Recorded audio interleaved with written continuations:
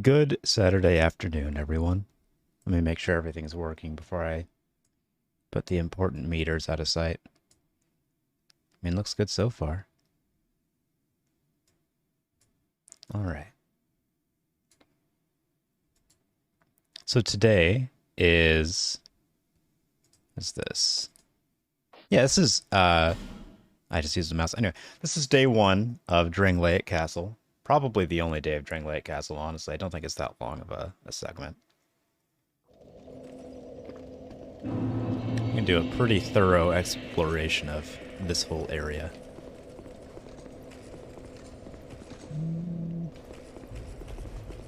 I should probably equip a different weapon for this. If I remember correctly, the enemies ahead are weaker to striking damage. So I should make sure. Well, you know what? We'll try this first. I wish there was a torch I could light here. Oh, you know what? There might be, actually. Hold on. Let me see if I can make that happen. Oh, the bitrate's real bad. Uh-oh. If it's choppy, I'm sorry. I don't sadly have any real control over that.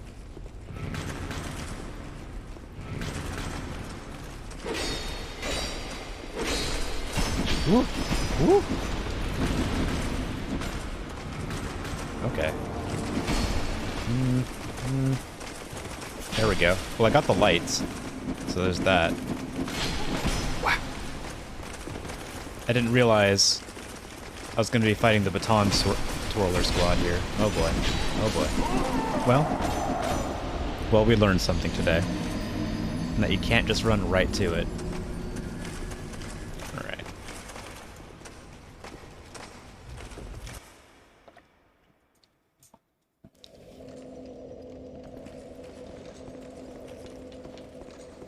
I spent a little bit too long today looking at job applications, and so my brain is mush. I wonder if I can just... Can I? Sort of.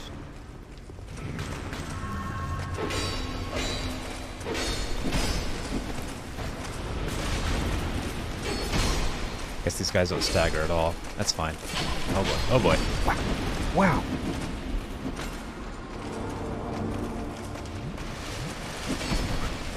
Alright. Well, we lit the room up, so that... we've accomplished that much. Wonder how bad the bitrate is. I should go check on that real quickly to see if it's even worth being online right now.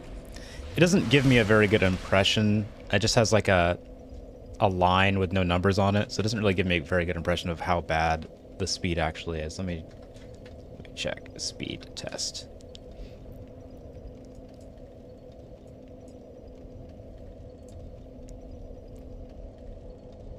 Oh, my download speed's atrocious.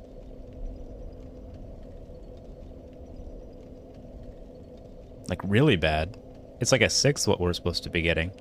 My upload speed's almost enough, though. My upload speed's almost 5 megabytes a second, so I could almost... Maybe it'll get better in, like, the very immediate future.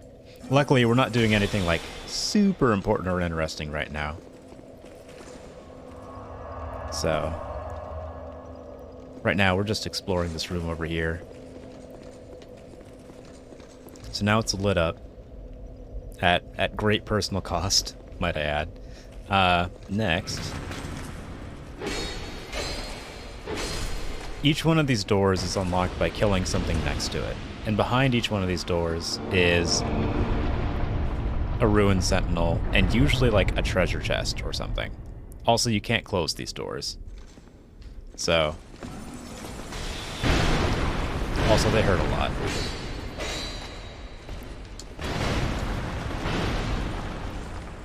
Oh boy.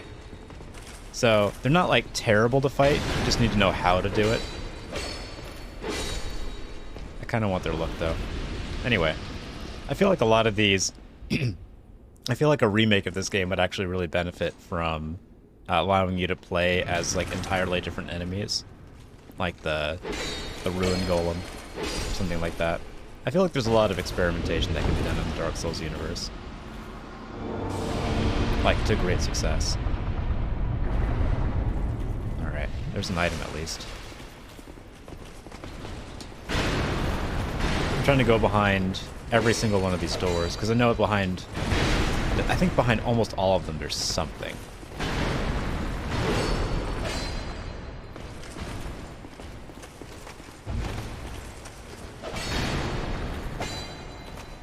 Woo! Uses up a lot of stamina, huh? Man. Like, they're easy to dodge, but they can also easily kill you if you miss a dodge. Anyway, I'm very glad that I set aside time every day now to stream, because my brain is absolutely destroyed after staring at both my resume and Indeed for like, I don't know, 4 or 5 hours. I tried to apply for DoorDash, but apparently in the area that I'm in, they're not accepting new DoorDash people. And wow, what a lucky drop that is. Titanite slab? What a good drop. I can't believe it almost. Alright. I wonder if that mace would do me any better here. I'm gonna try that real quick. I have the magic mace. Let's try that. Hey, my bit rate picked up. Good. I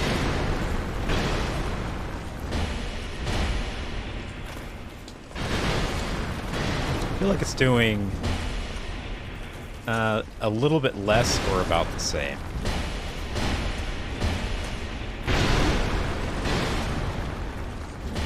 I think it might be attacking faster though, so that's something. That's probably going to make it better by itself. Also, these guys respawn every time you reload the area, so I'm just doing this all in one go. I don't want to have to go back through here and fight them again, you know? Alright.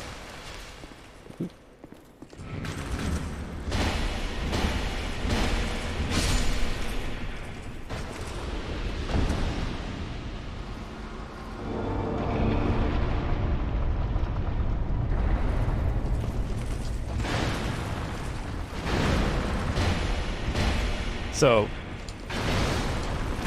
I need to look into this at some point and find out what's up with these. Okay, so this enemy is called the Ruined Sentinel, and it shows up in the jail, and then it shows up here. And it's not really explained why they're in both areas. Is it just like places that are owned by the crown and they have these like automatons? I want to know.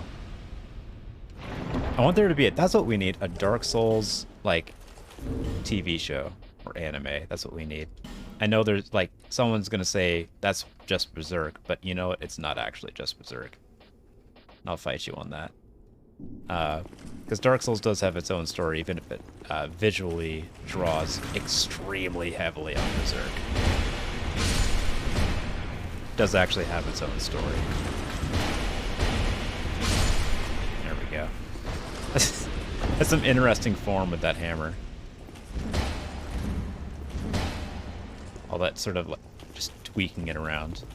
Anyway. Wait. I need one of these guys. There we go. I need to draw one over here. Come on.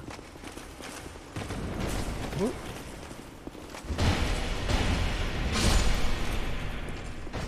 Do it. There we go.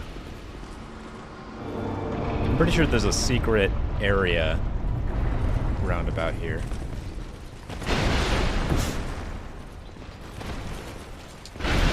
Wow. Can't believe how bad of a job it did just then.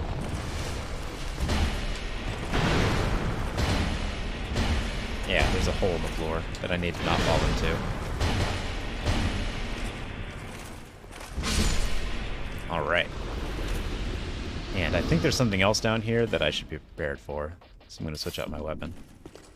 Anyway, I hope everyone's having a good Saturday. It's been a hot day. It's like 95 degrees stagnant temperature outside. So it's like a million with humidity. Just rounding up slightly. Rounding up slightly to a million. Oh. Hello.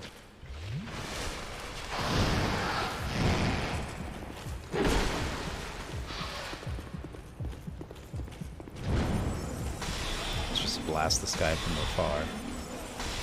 Anyway. This is one of the areas that you need to go to in order to get the Dark Lurker. But I'm not doing the Dark Lurker. And the reason I'm not doing the Dark Lurkers is because it's a very long, circuitous process, the net result of which is a hex, I think. A couple hexes. I'm not very hexy. More of a sorceress. Sorceress type. So we're not doing that. Under Castle Drangleic. It's got its own bonfire, too. I feel like they should have done a little bit more of the under Drangleic thing. Like the... I don't know. They don't do much with that. I guess there's a lot of underground locations, so maybe they didn't need another cave. Maybe they had decided early on, because there is a whole bonfire for that area. Maybe they decided early on, like, you know what? We could do like an area under Drangleic Castle.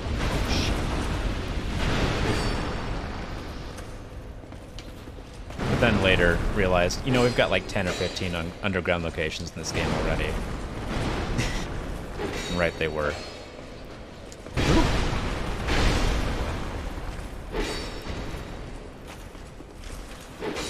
Okay. I want that armor, though. I think you can actually get the Ruined Sentinel armor by killing them, but it's a really low drop rate.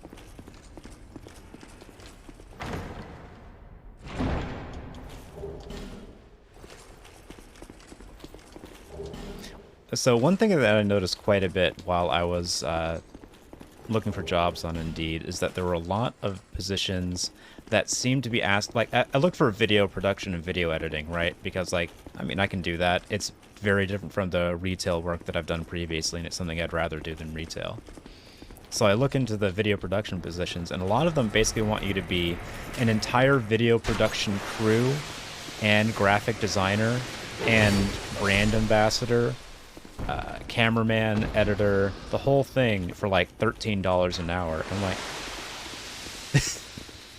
these are each independent jobs. Like, that's like 5 different jobs that they're asking you to do for less than one job's pay. But that's all the jobs that seem to be local to this area. People do not value video production very much in this area, apparently. That's a shame. If I moved to OKC, I might be able to. But that seems like sort of a lateral move. I think I'd rather do something like Uber Eats and then stream on the side, you know? Woo! Oh no. Cannot believe I dodged that.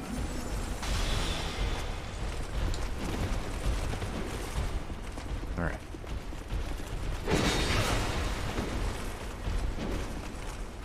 I'm glad the guy just sort of stood by and let me do that. That was nice of him. The enemies in Dark Souls 2 are so polite. They'll take a swing, and then they'll just wait. Look, he's just backing up. Give me space to breathe after that. Like, are you stressed out? Do you need some space? Here, let me get away from you. Alright. I need you to... You're getting too close to the curse painting. Alright. Well, if he's gonna be like that, I'll just... Oh boy. I'll just get attacked by the other one. Oh my god. Oh, he's waiting for it. Oh, clever girl. Waited till I was surrounded.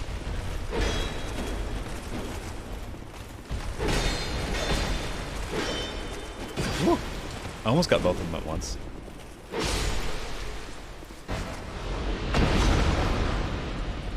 I have to remember that item's over there. I think I usually forget about that. So what's interesting about this place is that this is supposed to be like a portrait of the queen, but as you get close to it, you get cursed, like, really quickly. Tells you, if nothing else, something is slightly afoot, which I like. I like that kind of mechanical storytelling.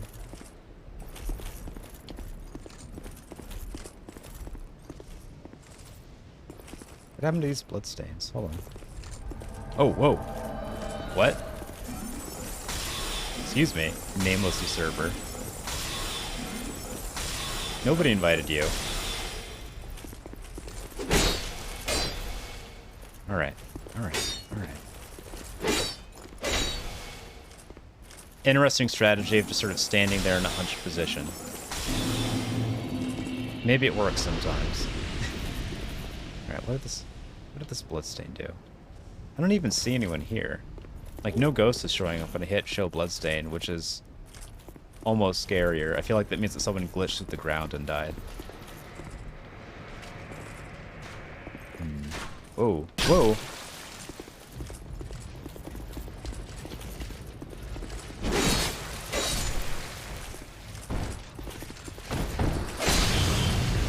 I can't believe that does less damage than my normal attack. Like that super special glowy attack. Not the most effective. Okay. Where is behind you? I guess it doesn't matter if you fall to your death. I didn't do it. He did it himself. I didn't push him. You all saw.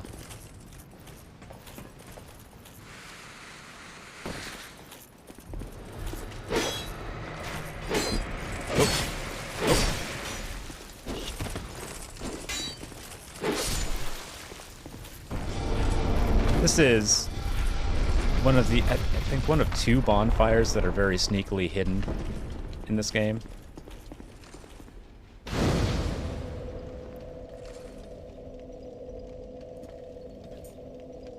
I wonder if I should rest here. I've got 7 Estus flasks. I probably don't need to.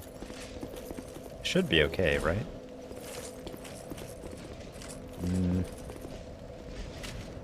Oh.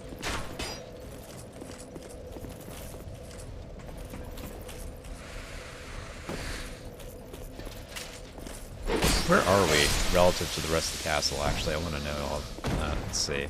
So that's where we got up to the castle. So we're sort of on like the... We're on like the west wing of the castle. And we're going to head into there pretty shortly. And then after that, we head to sort of the main tower. And I think we also get into the east wing. I kind of wish there was an overhead map. I want to see where we are in relation to like the totality of the castle. That's what I want to know. It's quite a noise. Alright, you know what? I'm going to go ahead and rest here anyway. Just to make sure I have all the Estus I need. I don't really know what the next boss fight's going to be like as a magician. Mind freak. I keep saying magician instead of like sorcerer or caster. I think it'd be really funny if like magic was real, but people only ever used it for like parlor tricks and like they still just didn't respect magic. Like people still thought magic was lame, even though it was actually real, just because like the only thing you could do with it is parlor tricks. That would be really funny. That's my alt reality fiction for you. I'll do it.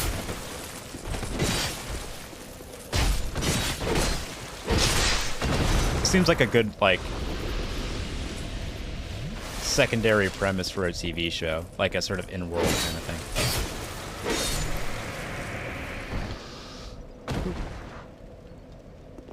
And that guy's got great core strength. Look at that.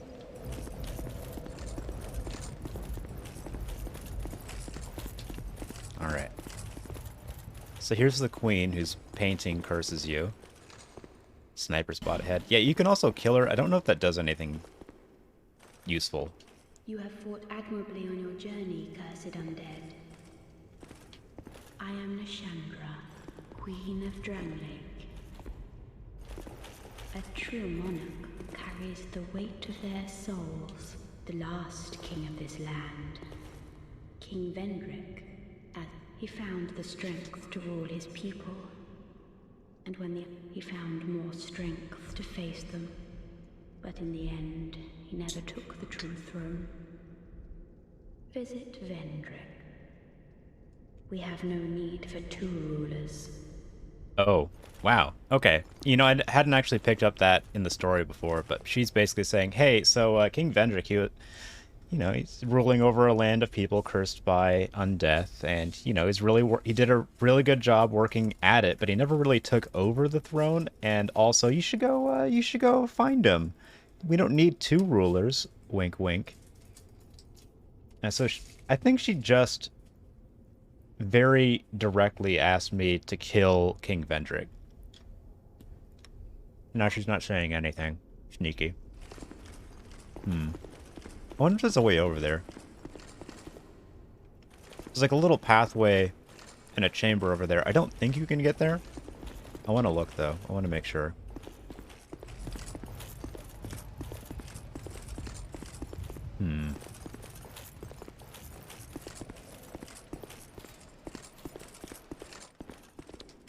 I realize that there's probably nothing actually over there since you're not supposed to be able to get there. And people who make games don't tend to put a bunch of time or energy into modeling things no one's going to see. But it speaks to the, like, continuity of the world that I really want to get over there because I feel like there's something over there.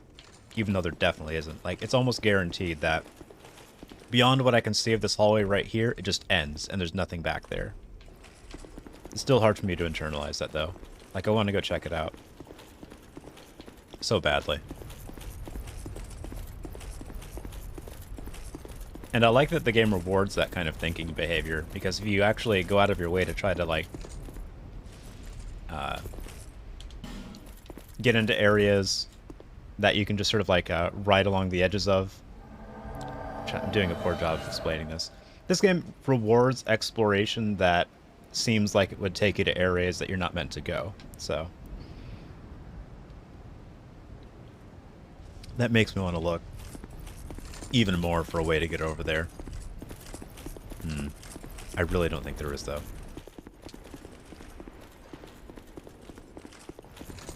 We'll come back after this boss fight and look around a little bit. I like this little coliseum. I think we go in there. This little circular building with the horse head statues. I like how everything looks rain slick.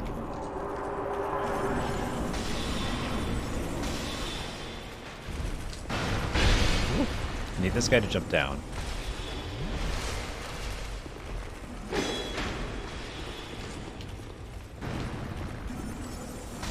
Or not.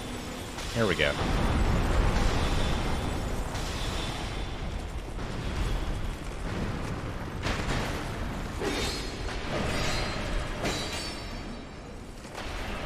This boss is a nightmare if you don't know how to fight it, and it's incredibly easy if you do. Like, when this game first came out, people thought this boss was, like, unfairly hard and difficult and tedious. And it turns out you just need to stand in one place for a little bit, so that way you're not being shot constantly.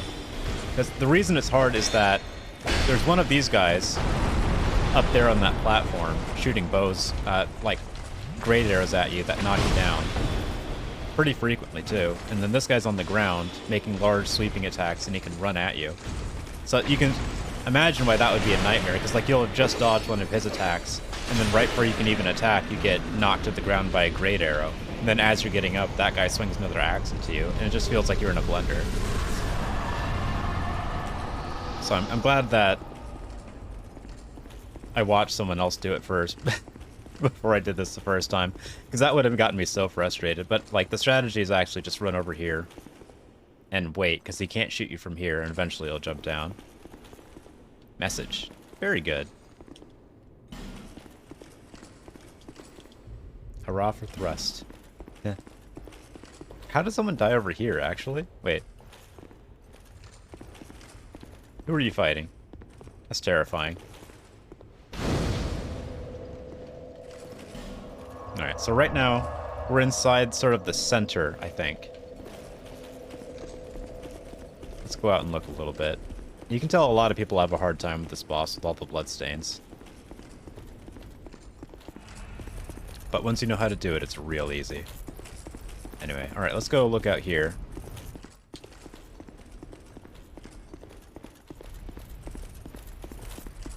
Sort of palatial. I mean, obviously it's supposed to be a castle, but it's even more like, I don't know, something about the tone and the color and, like, how it looks saturated. You know what it reminds me of? It reminds me how, like, stones that you find near rivers and things like that look really good, but they look boring and awful when they're dry. That's what this reminds me of. Like, how much better stonework looks when wet. I wonder if there's a term for that.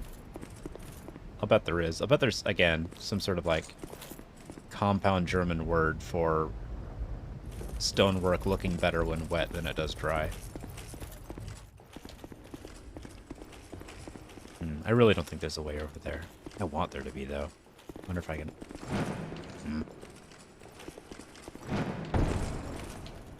Maybe I can sort of back hop into a corner here. If I can get on this ledge, there's a chance that I can, like, jump over that. I'm gonna give that, like, 15 more seconds. It's not catching even a little bit, which makes me think it's not gonna happen. All of my Skyrim and World of Warcraft based out of bounds exploration jumping skills are telling me that this isn't going to happen. Yeah, they have clearly... There's a set wall boundary here that's diagonal. Alright. There's an invisible wall there to keep me from doing anything. That's cruel. Ooh. I never actually looked up at this before. Looks like an altar. What is this room, actually?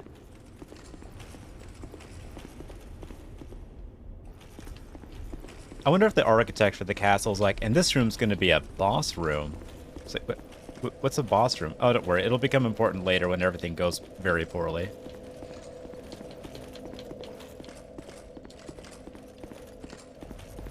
Ooh. Where are we? Okay. So we can't go this way yet. It's barred.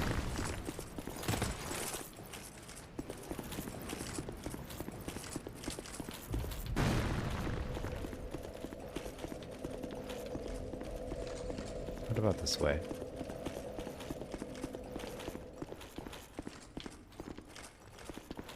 Oh, right. This is... Wait, does this work? Lever ahead. Very good. I can't activate it. Alright. I'll have to come back. That's locked. I guess I'm going up the ladder.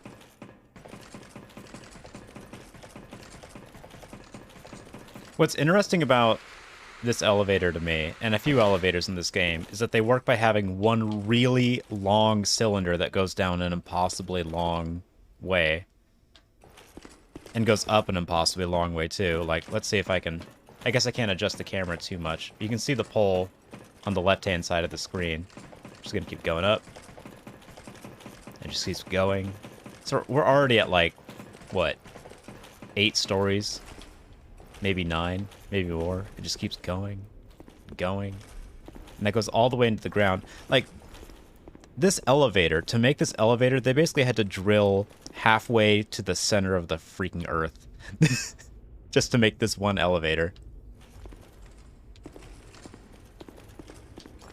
Is there anything hurrah for despair? Yeah, there's nothing up here, is there? What's going on? Oh, there's a door. Oh, right. Right. I remember this. There's a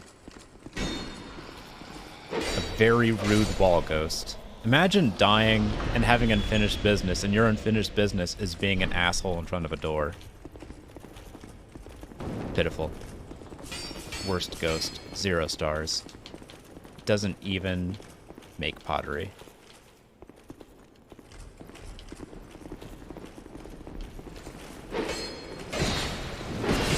Woo. Alright. Gotta power the giant with souls.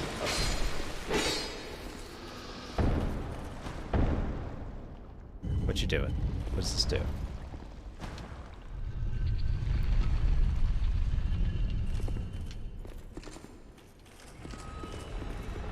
Oh.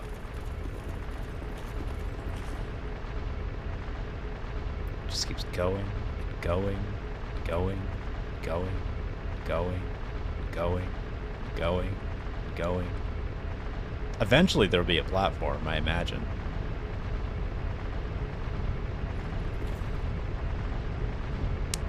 There we go. Goodness gracious.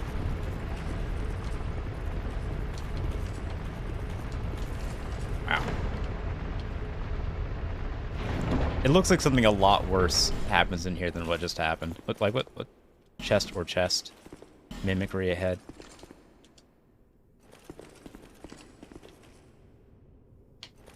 I feel like... Is that the same guy that I watched die a million times in Iron Keep? Am I following behind this guy? Is that what's happening? That's funny. Wait, did I open up the other chest? I don't think I did. It said mimicry ahead. Hurrah for chest and then hurrah for chest. I think they're both regular chests. I'm pretty sure there's a mimic upstairs, though. Old Night Hammer. Alright. Time to fight the evil horse. Wait.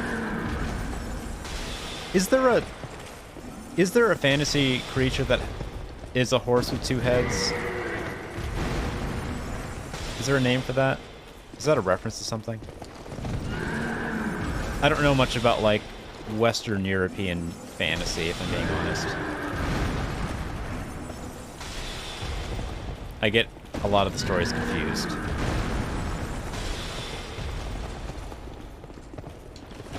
Ooh.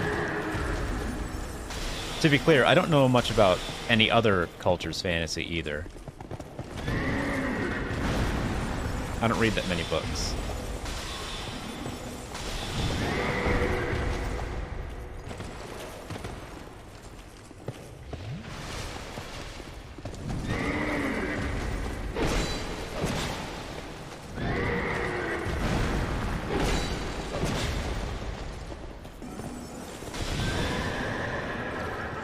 I want one of those as a mount, though.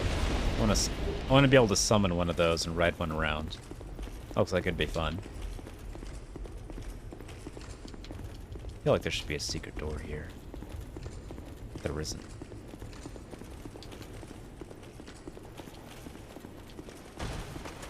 Ooh. Okay. I like these guys because it's never really explicitly stated. And I don't know. I just like that it looks like patinaed copper. Head to toe, like they're in patinaed copper.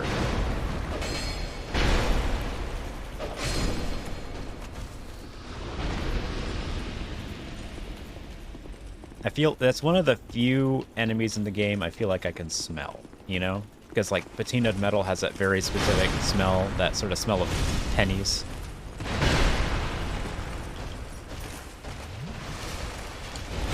Oh boy.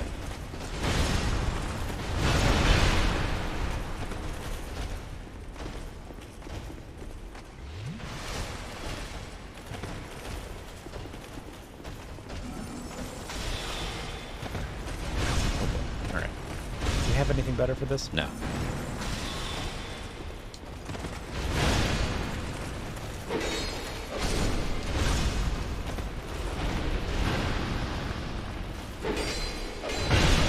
Wow. I really needed to do a better job of dodging that. Oh, goodness.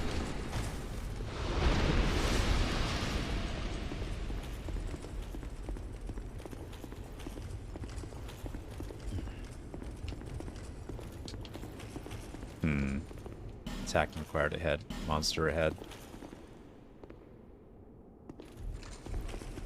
This guy dies so much. This guy with the kite shield and the short sword. I feel like I've seen him. I've been following behind him, I feel like. Just watching him die constantly. What's this one? Where's this one? Oh, okay. So that's a mimic, for sure.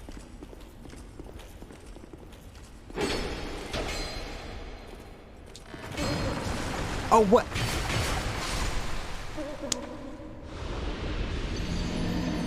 And the range on that. All right.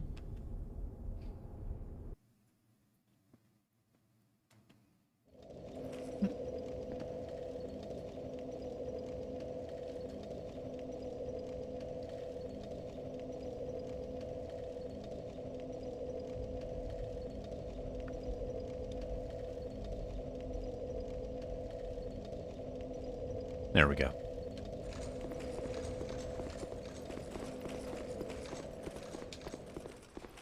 So I guess we can just take the elevator, right? Will that take us there?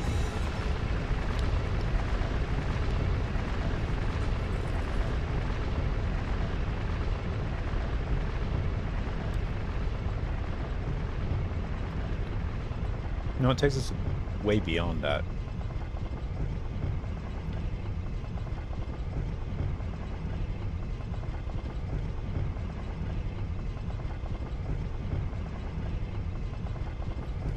This must be the interior of that taller tower in the center of the map.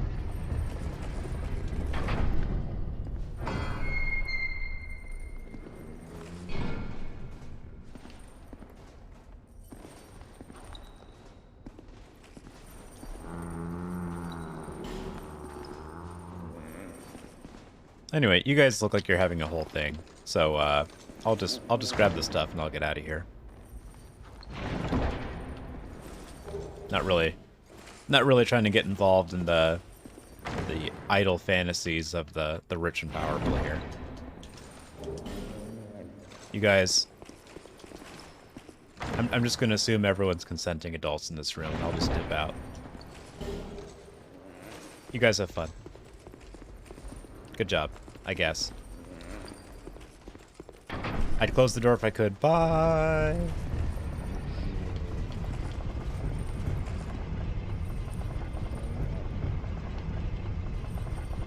Maybe I can roll off of here to that other platform I was trying to... Here we go. Wait. Where is it? I mean, I'm not going to have much time to react when it comes by. I might have already missed it. There it is. Ah, darn. Wow. Well, I found a faster way down. I did. So, technically I accomplished my mission there. Could use some strategic improvements. Try a slightly different way of doing that. Wait, where's my corpse gonna be? Where are my souls? Uh-oh. Is it gonna be at the top of the lift, or am I gonna have to, like, very carefully, very precisely pick it up as this goes up? Let's find out.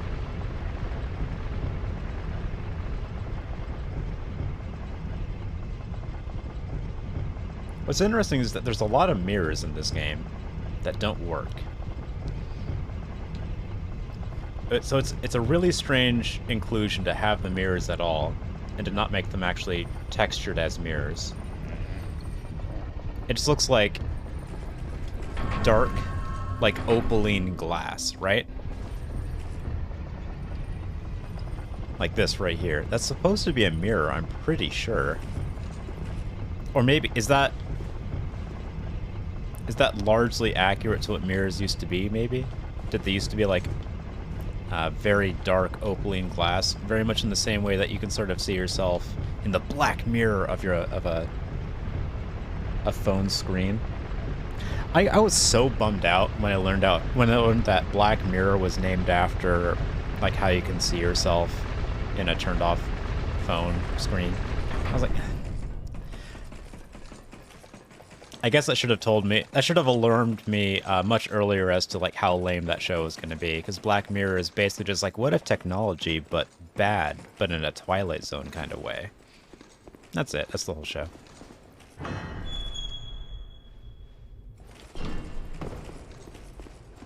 Not today, Wall Ghost. I mean, okay, you did actually get me, but... And you're not dead for it. You know what? Never mind.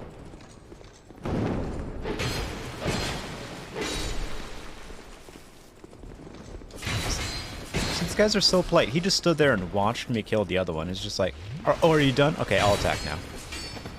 Man, Dark Souls 2, most polite enemies.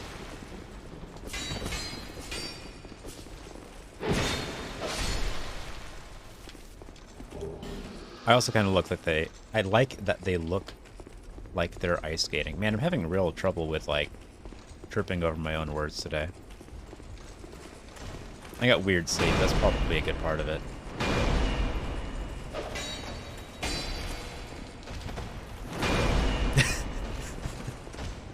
Again, very polite enemies. Did you see him stop his swing down an inch above my head?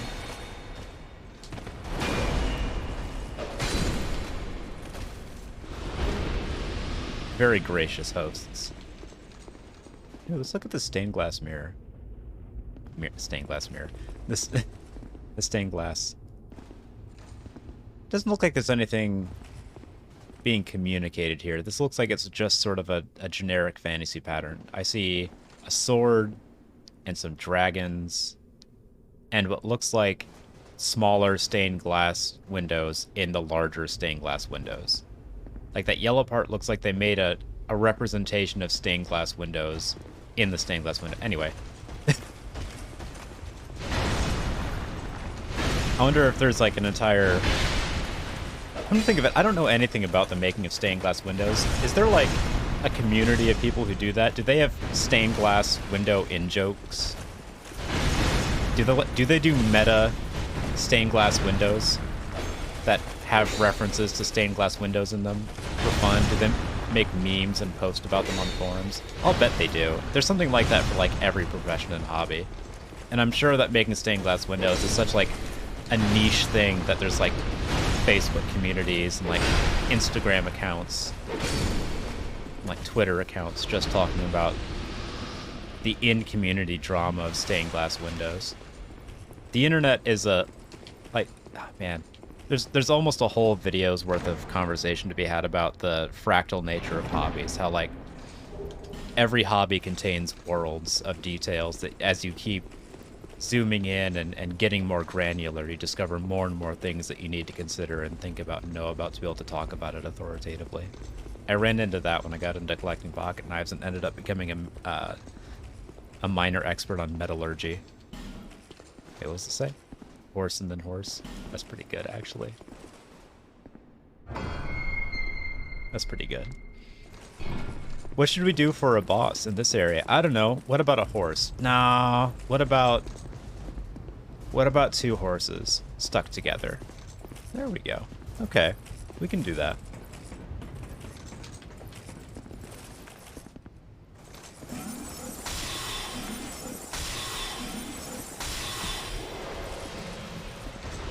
This guy being here raises some questions for me, too. I feel like there's just it's almost like a menagerie kind of approach to putting all the different kinds of enemies in this area. Come to think of it, almost all of the enemies are reused assets, except for even the Ruined Sentinels, actually. Like the gargoyles are reused. The archer that I just killed was from a different zone. The standard guards and the cyan knights are all in other zones. It's very interesting now that I think about it. I don't think there's, aside from the stone statue enemies, that there's one unique asset enemy in this area. Oh wait, there's the horse guys. I forgot about the horse guys.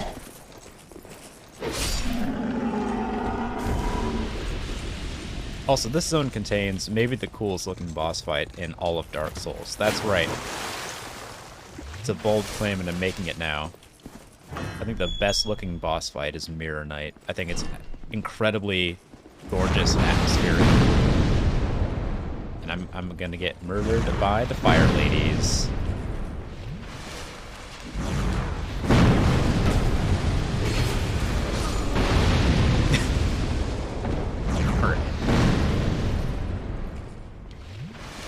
See, this is yet another sort of completely out of place enemy.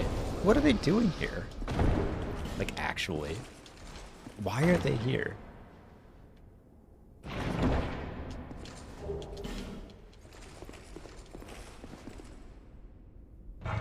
Also, why does this door and this door alone have like an outlet mall security gate in front of it?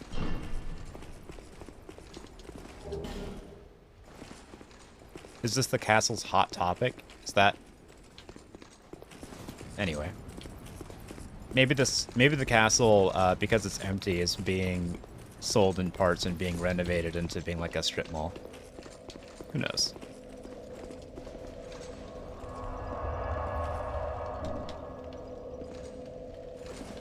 Gotta stop peasants from looting the castle. Yeah. You would think the Mastodon and all that other stuff would do that job for you, but you know what? I mean, I got in. And I'm just some guy... I've just been running around with like a mace and a stick, shooting single like magic bolts at things. So I don't really know where I'm going with that. This is an interesting little statue. Try attacking in short key ahead.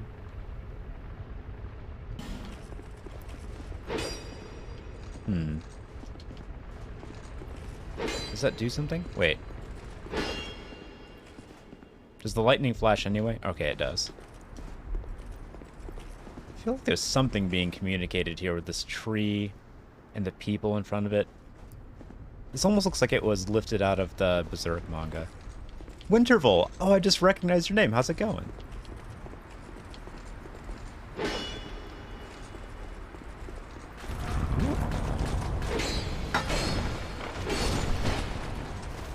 I want to look exactly like these guys. In real life.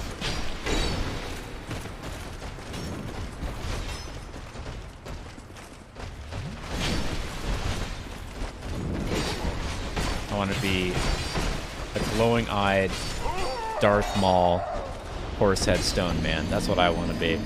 Those are my aspirations in life. Taking a break from work for a few minutes and want to drop in. Well, thank you for dropping in, man.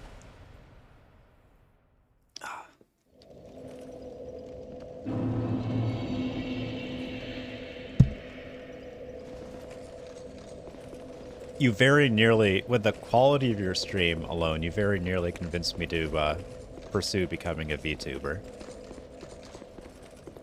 But then I realized that I would put so much work into setting it up, that I wouldn't stream for like a month and a half, because I'd get super into like the rigging and character design and all of that.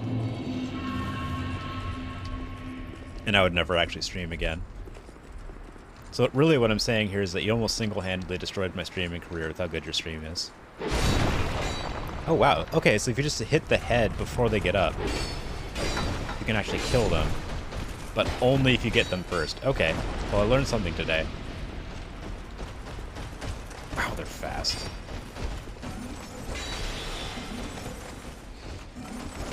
Wow, they do a lot of damage, huh? Okay. They're actually a little bit more threatening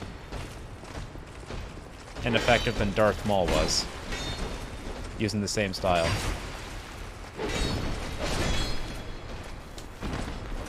I wonder if George Lucas was aware of how much damage he was going to do to the fantasy nerd combat world by introducing Darth Maul and his stupid warrior staff fighting style that doesn't work at all in real life. I wonder. Thank you for your help during stream as well. Hey, anytime.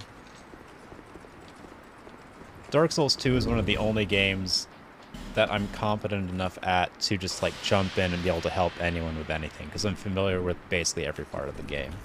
So if you get stuck on anything, on any subsequent playthroughs, let me know. Also, I guess just specifically in Dark Souls 2, because apparently there's a bunch of hackers in Dark Souls 3 and a bunch of hackers in Dark Souls 1. And so Dark Souls 2, I think just by virtue of being the less popular one in the franchise, is the safest one to play online. What's with the flurry? Is it snowing outside now? What an atmospheric room this is. Let's actually just soak this in for a minute. I feel like it lightened up once I killed all of the stone. Oh no, it's just like there's a lighting change. Okay.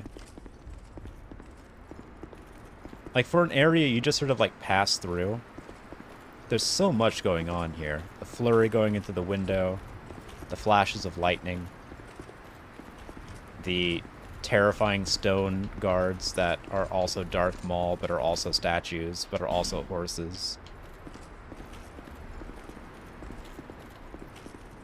Leading up to maybe the most visually striking fight in all of Dark Souls history. Oh shoot, you didn't know that? I have to be careful with PS3. Yeah, you gotta get a whole... You have to get the Blue Sentinel mod, or play offline. The Blue Sentinel mod will keep you from having your save file bricked by hackers.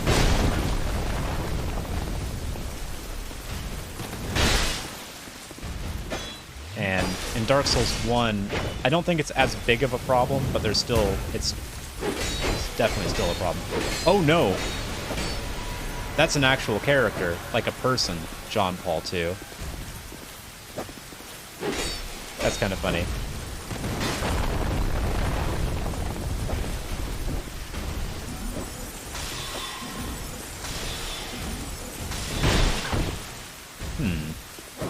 You know what? Oh boy. I'm about to get... Man, I'm gonna get killed by the Pope. Fuck. I've never actually dealt with this game mechanic before where an actual player gets summoned.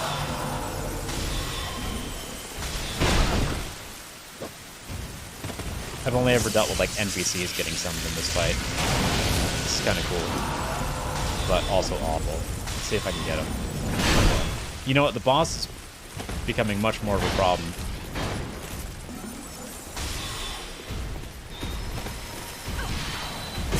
Oh boy. Well.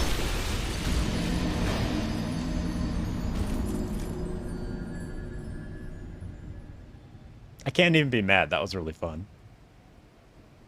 He even did like a bout. Oh, that was so good. I like it when invaders are committed to a bit, you know? Like he really went out of his way to name himself John Paul II. Made himself look like an elderly Caucasian man. And even did priestly spells. That was pretty good.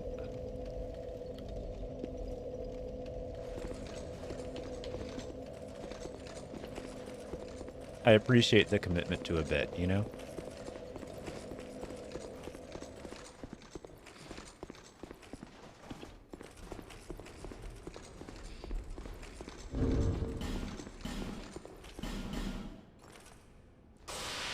Maybe he's still there. Maybe we can fight him again. I want to do better now that I know how to handle that situation a little bit more.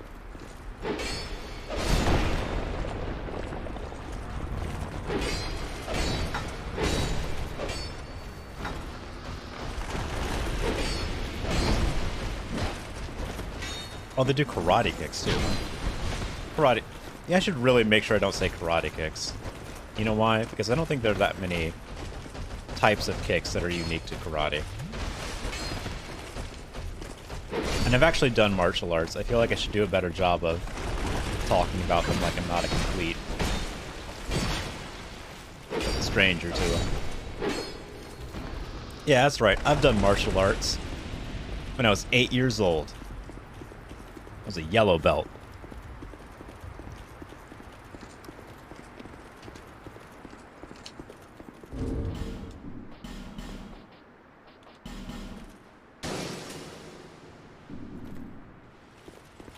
And don't worry, you could still probably beat me up because I'm not good at fighting.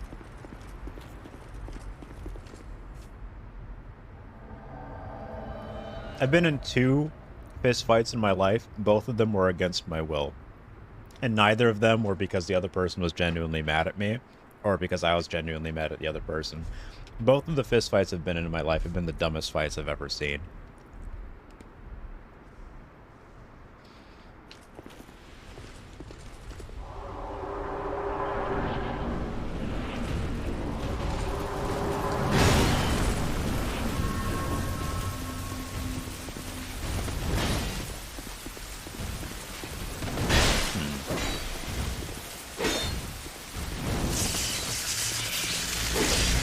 Also, I should mention, the only enemy in the entire game where if you hit their shield when they're not holding it up, it still blocks the attack. I think this is true for like...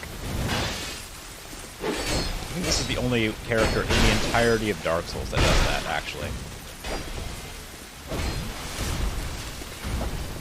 Where you actually have to pay attention to where you're swinging when they're not actually holding up the shield. Like, it's doing... Like, it really does cover, like, a significant portion of his body, too, so it makes it more difficult. We're talking about, like, a 90-degree arc that you just can't hit this dude. I say dude. No way of discerning this person's gender. Whew. Summon a player. Do it. Do it. Do it.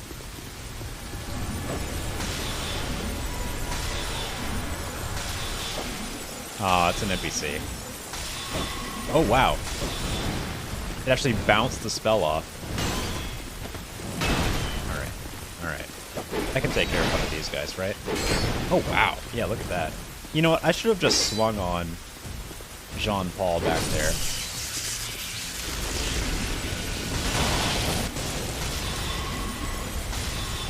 Like, honestly, it's so cool that the spells bounce off. I'm not even mad that I'm missing with that. What a cool boss fight. I love the atmosphere. I love how there's a lot of novel mechanics. Like, a lot of novel mechanics.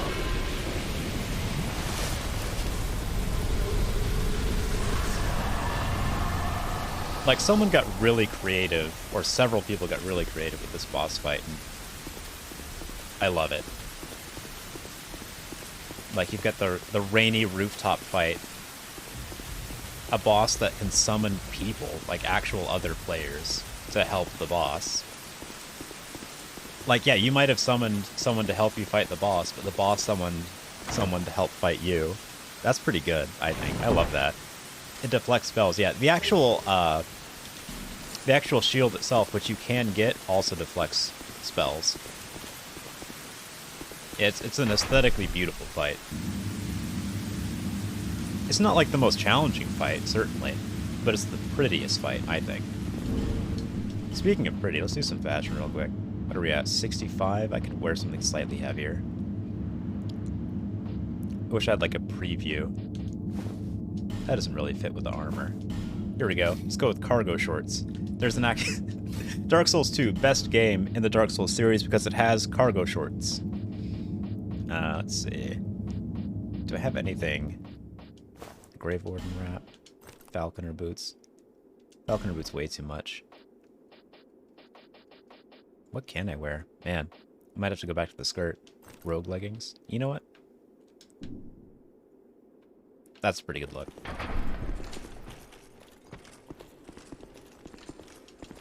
Love the shorts, right? Wait, hold on. Let me see if I can get a whole, like... Can I just look like Tomb Raider? Just get like a shirt? Do I have just like a shirt? I guess I don't have just a shirt, but wow, I didn't realize I had... What is that? Like Jon Snow's armor from, There we go. Yeah. Queen of the North. We're going for it.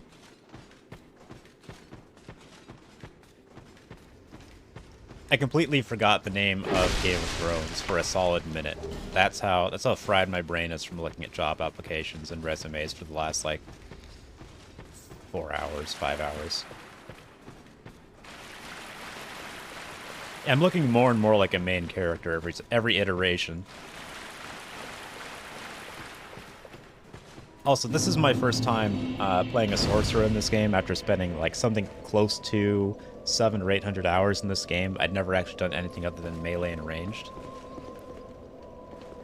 And now I have everything. I have a bow, I have a staff, I have a sword, I have a shield. I'm just doing all of the things. I am the Dark Soul. Silence woman. Composure required ahead. I wonder what this looks like from the outside. Can you see this place from the outside anywhere? Because there's like a dense roof of what looks like... Wait a minute. Wait a minute. Are these... That goes straight up. Hold on. That spiral goes straight up, and there's the white light above it. I think this is the roots of that area in Dark Souls 1. That sort of like subterranean, ethereal forest. Oh, man. I think that's what this is supposed to be now that I look at it. I hadn't actually put that together until just now. Anyway. That's crazy. It's one of the few, like, direct situation. One of the direct location analogs to another Dark Souls area in this game. There's not that many. Ooh. Oh. Archery gloves.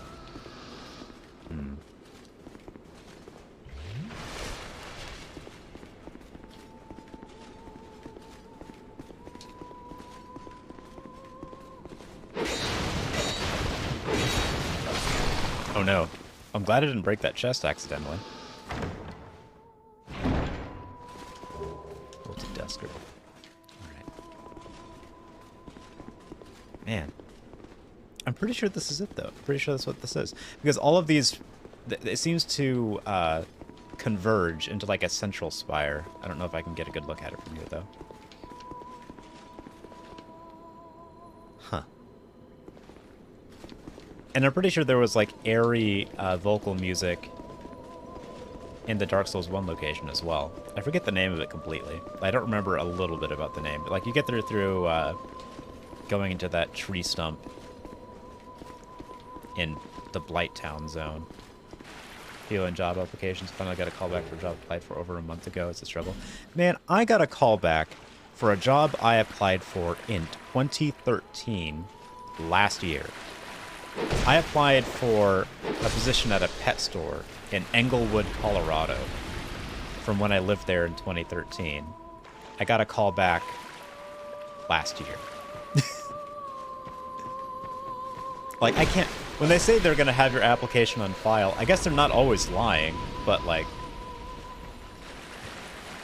Yeah, the bottom area with the hydras and the ash and all of that. Yeah. And the dragon. That whole thing. I'm pretty sure this is like the roots for that. Oh. Man, I'm doing real bad at this.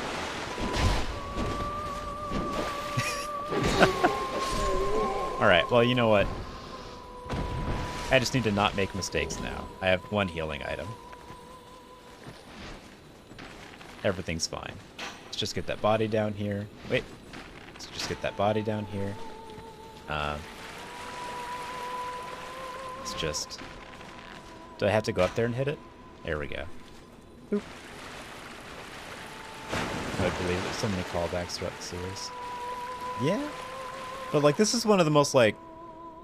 I guess it's not that explicit. Like, you really have to piece it together just through, like, context clues. And, like, thematic elements. It's not like it goes out and says, like, hey, there's a bunch of other trees that go up here. But it does make you, like, speculate. Like, what's going on above? What does this look like above?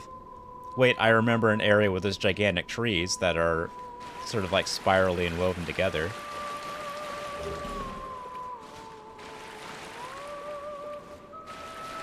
Like, without actually telling you where it is, it does tell you where it is. I think that's amazing.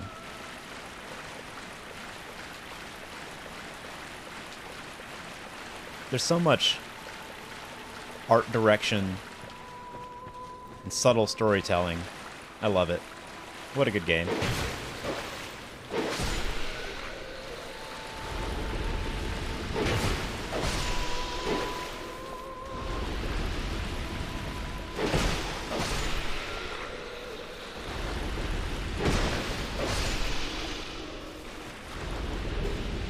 So as I was looking through jobs on Indeed, I found there's a whole kind of job I didn't know existed. And it's maybe the most suspicious job I've ever seen advertised, aside from the ones that are like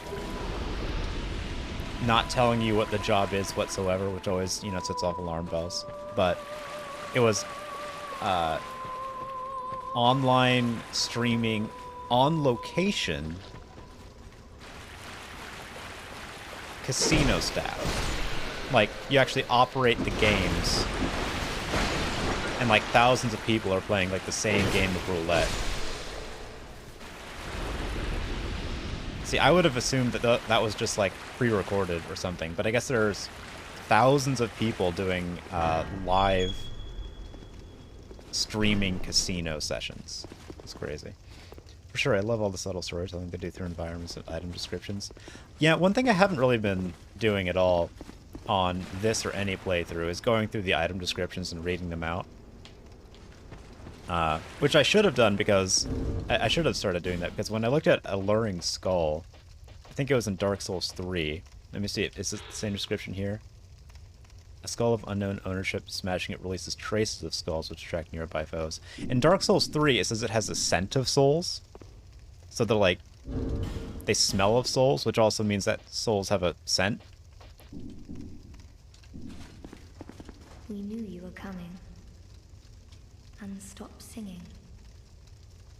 That is definitely something I didn't know about Dark Souls, is that you could smell them. I didn't know you could smell the souls. Seen those around, wonder how it pays. Hopefully the tips are great. You would hope, but I feel like, We are Milfinito. Milfinito? We are here to sing to those Who's bound Anito? by death and dark.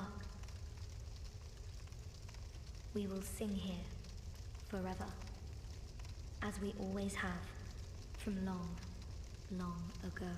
We know nothing of the world outside. This is the most direct exposition I've encountered in all of the Dark Souls franchise. For we will never leave. Do you seek King Vendrick? But what is a king, after all? We know nothing of the world outside, for we will never leave here. Okay, you've said that a bunch. Then couldn't you just sniff at your way to the bosses? You would think, right? And maybe that's how enemies know to attack me, is because I'm carrying souls. Maybe that's why they're mad. When we sing, the little ones grant comfort to those who bear death and dark. This is what we were taught. I always wanted to know, like, why does everyone want to kill me in these games, right? Like, it makes sense to me, because just inherently, because as a person with anxiety, I just assume that everyone's mad at me all the time. But there is usually, like, an in-game explanation for most things in the Dark Souls universe. I don't think they ever explain why everyone wants to kill you all the time. When we sing. Alright, sure, it said that. Right. But anyway, that's the most direct exposition I've ever seen in a Dark Souls game. She literally just says, hey, we're the Milfinito. So she names, not herself, but like the group of people she's a part of, what they do, how long they've been here, and their future plans, and then gives you stuff. That's like the opposite of cryptic. Like negative cryptic. There's so many cryptic NPCs and characters in these games, and this one's just like, oh yeah, so here's our whole deal. Let me tell you our whole deal, and let me make sure you know for sure we're never gonna leave. And we don't want to. Which is a very strange thing to focus on so much, but you know what? I guess they live a kind of a sheltered life in there. Maybe they're... they keep saying... And we're never gonna leave, and why would we? It makes it sound like they would actually like to leave. It's the easiest lore you've ever gotten. Yeah, it's just like they really just spell it out for you. I appreciate that. Dark Souls 2, best Souls game, least cryptic enemies and NPCs. Greatly appreciated. It also has some of the nicest, like this is the only game that has NPCs that I want to finish the quests of, like Lucatiel, Ben Hart, etc.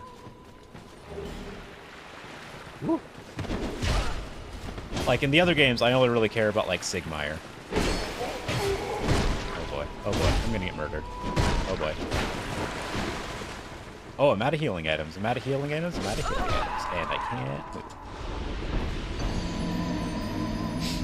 That's fine. Lucatiel's the best. Lucatiel is pretty explicit storytelling too, and that's probably one of the reasons that I like her as an NPC. Because her whole deal is that she's a sort of like a self-dedicated swordswoman from Mira. She was raised in a household or a family of swords people. And what else? What else happens? Oh, and she really focuses on the notion and sort of introduces the notion outside of the opening cinematic, if you weren't paying attention to it. Which is easy enough to miss in the opening cinematic. I certainly did the first time I watched it. But the idea is that as the world convolutes on itself and, you know, you become more and more lost to the undead curse, and as you die and go through life, you know, over and over and over again, you sort of lose your sense of self.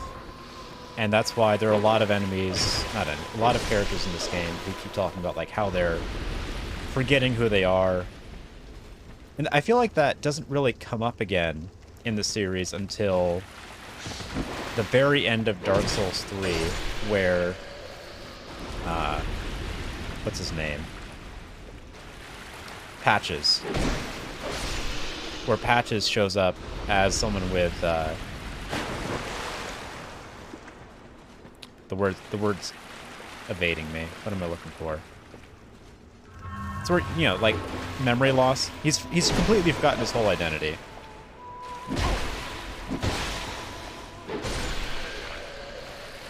And he has to go to the Purging Monument to be reminded of it.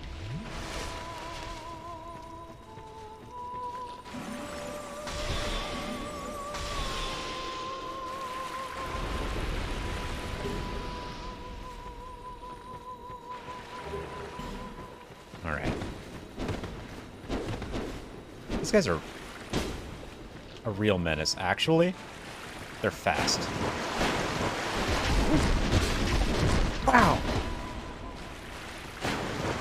Alright. I'm creating some distance. Man, they're fast. I don't remember them being this much of a hassle. But they're incredibly fast and persistent. And deadly in large numbers. Well, look at that. Alright. I mean, I guess I'm just gonna have to pick them off from a distance, right? Have you not played through 3 at all, Winterval? I feel like you might have mentioned that at some point. I don't remember. Like your computer isn't beefy enough, or you just haven't played it. I can't remember what it was. I remember you mentioning that, though. Dark Souls 3 is more like a gothic action game, if you ask me. And Dark Souls 2 is a much more like chill adventure experience. I prefer Dark Souls 2 overall. You've watched people play it, but you haven't put hands on it. I like it as a game. I feel like it's a very different sort of game, though. Even to Dark Souls 1 and Dark Souls 2. I feel like they're each their own sort of game. Dark Souls 1 is more like... It reminds me a lot of normal Castlevania, like Castlevania Symphony of the Night. That's what Dark Souls 1 reminds me of. Dark Souls 2 reminds me of Legend of Zelda. And Dark Souls 3 reminds me of Devil May Cry. Or God of War. That's what those remind me of. Like, each game has a different enough feel that I don't feel like you can really say that there's like a definitive like type of game aside from basic mechanics like rolling, blocking, and all of those mechanics.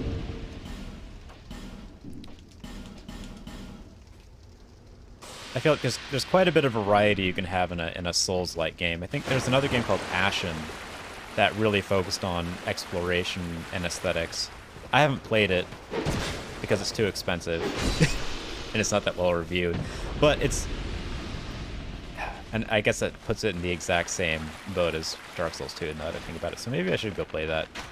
But anyway, I feel like Dark Souls controls the whole Souls-like experience would really translate well to a sprawling adventure game, which is why I was really excited when I heard about Elden Ring. Because it is this large-scale, sprawling adventure game. And that's what I'm looking for. I'm looking for, like, dark fantasy Breath of the Wild. You know? I haven't even played Breath of the Wild, but I don't own a Switch, so... It's probably to my benefit that I haven't played Breath of the Wild, because that's the sort of like, hello? Goodness gracious. Have you tried saying hi first, instead of smacking me in the face with your Archdrake mace? Anyway, it's probably to my benefit that I haven't played Breath of the Wild, because it's such a deeply complex game. And I knew I would spend basically my entire life playing it, as many people seem to have done since that game has come out. Like, basically, there are people who, oh yeah, I just played Breath of the Wild all day. Like, okay, I get it. Makes sense, I'd probably do that too.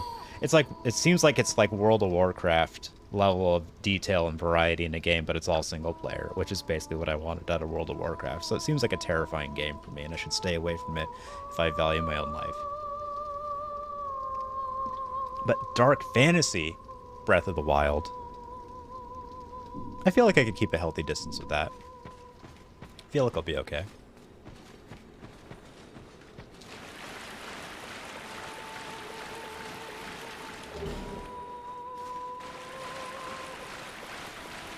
Alright.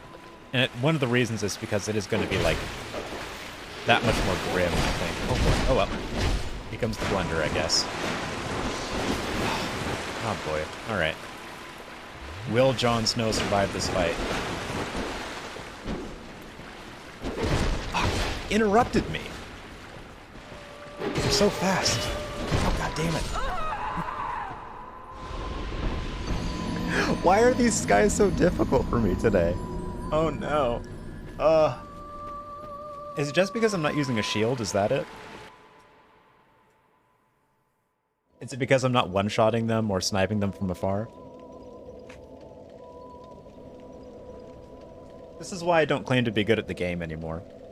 When I first started streaming FromSoft games, I used to say like, oh, I'm good at these games, I promise. Like, you know what? I've had to distance myself from those statements. You wanted to dump Untold Hours into Breath of the Wild. I borrowed it when played it and ran through it in 3 days. Oh, you want to dump Untold Hours into it.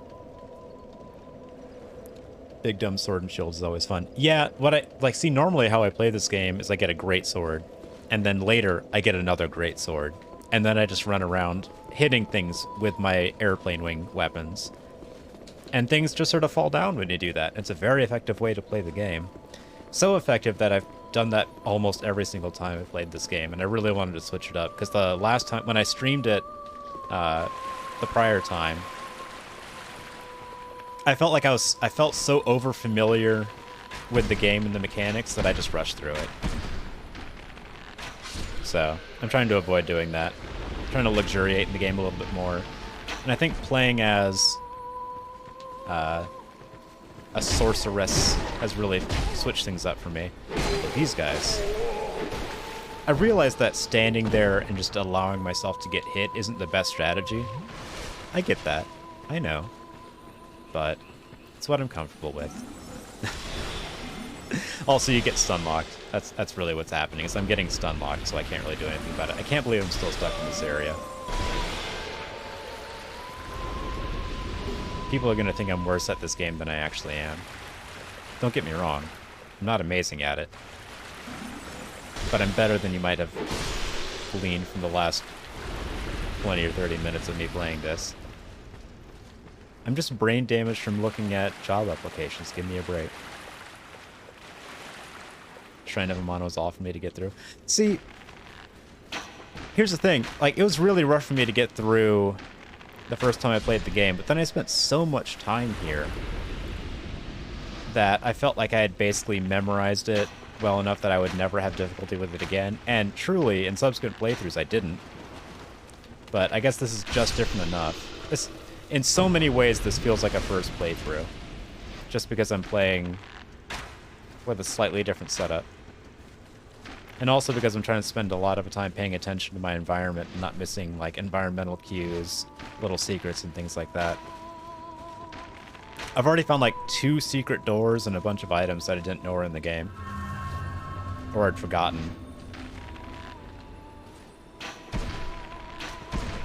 Oh, shit. Hello! Where did you even come from? Excuse me? Sir.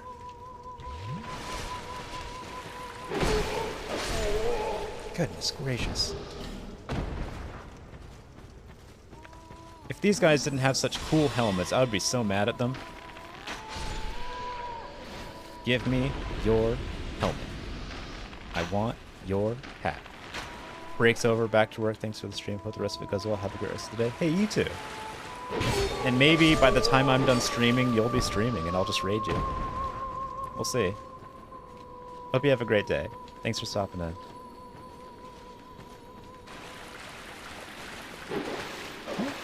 Woo.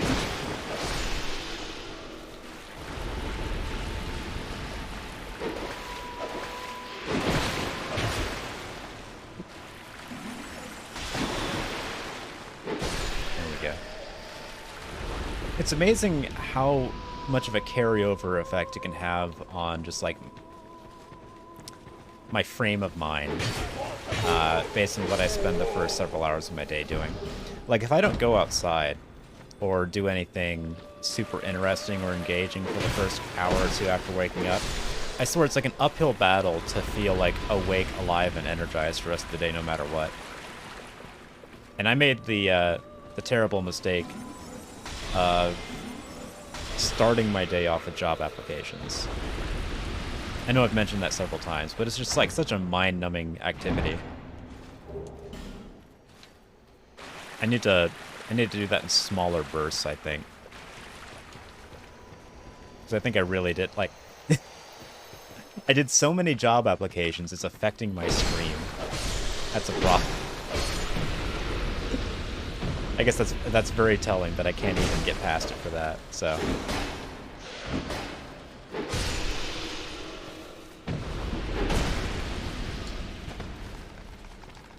But I think I'm going to end up doing, like, I'm throwing out applications, but I'm only applying for things that seem unlikely for me to get, but that I would really like to do.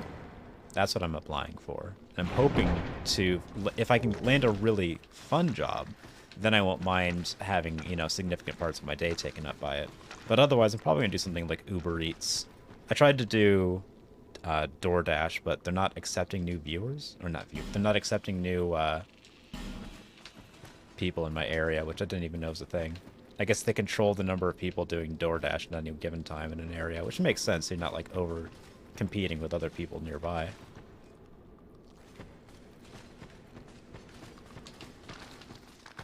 But it's a bit of a letdown because my friend sent me a referral code that would have gotten us both like $250 if I did a handful of deliveries within the first 90 days of signing up. What a pretty place. Goodness, look at that blue light. I got got some real streamers set up here. Just need that to alternate through a few other colors, and you'd have a streamer set up. Woo. Let's drop in here. I'd live here. What a cozy little apartment. It looks like it'd be a comfortable temperature. It's got good natural lighting. Quiet neighbors. What's this? Enemy by way left. You know what? I haven't actually... You're right, there is an enemy over there. I don't think I've actually tried to go this way. I'm going to try to go this way. I think I've always just looped back around and gone to the main path, but there's clearly some ground here. Let me light a torch so I can see what I'm doing. I want to check this out. Alright, so now I can see the ground. Alright, it does just sort of end, it looks like. Do you just fall into the... Don't do it! You did it. What about you? What'd you do? See, this is why you bring a torch. So you can see where it ends. Oh, oh. I feel like the torch mechanic. I wonder if that'll come back. You know what? I think it does come back. It does come back in Elden Ring. I mean, specifically. It doesn't come back in Dark Souls 3. But I was just thinking, like, man, I really like the torch mechanic. As inconvenient as it can be. And I was thinking, like, man, I wonder if that'll come back in Elden Ring, given that it's so exploration-based. And I remember there's like an overhead shot in one of the gameplay trailer segments that shows the main character holding a torch, just like this, while walking through some ruins. So that's exciting. I'm really looking forward to that. Like, everything that I've seen about Elden Ring makes me think it's going to be my favorite game of all time. So as long as they deliver on what's in the trailer and everything that you would expect, you know, as necessary support game structure around that, it's maybe going to be my favorite game, period. And I'm looking forward to that so much. I'm glad I'm getting all this experience streaming every single day. Because, although it's maybe not sustainable for the entire time leading up to Elden Ring, Like, eventually, I'm probably going to have to start taking days off between now and January. But I am probably going to be streaming every single day if I can manage it once Elden Ring comes out. I can't believe I survived that. That was amazing. What did I have, like 1 health? That's amazing. So lucky in this game. I can't believe it sometimes.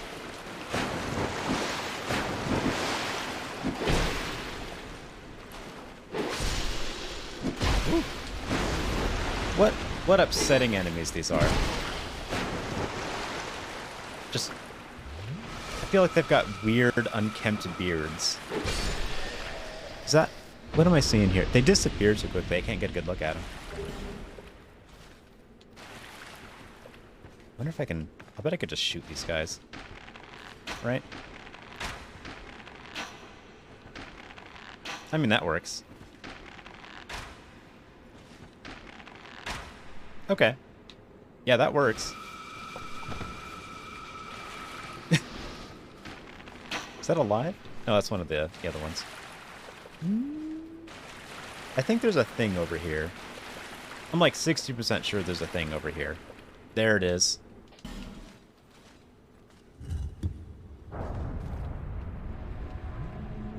Okay.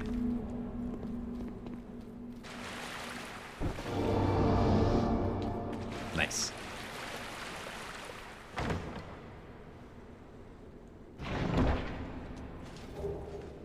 Helix Halberd.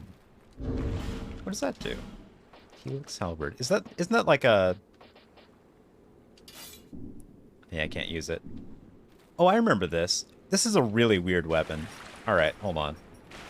I kind of want to show it off. I can't use it, but I kind of want to show it off because it is a very strange weapon. Alright, so this is the Helix Halberd. It's not a halberd by any stretch of that definition, because a halberd's basically like a poleaxe. What it is a toothpick in like a spring-loaded staff.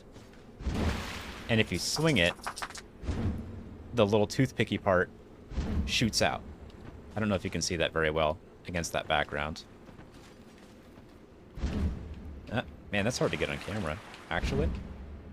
You can probably see that. Anyway, what a weird weapon. So much like rigging and animation work to go into a weapon that doesn't work very well. It's just not a very good weapon, sadly. I wish it was, because it's so cool. I'd never stop using it. It also kind of looks like the what is that? The staff of whatever, the medical guy. You know, the two intertwined snakes.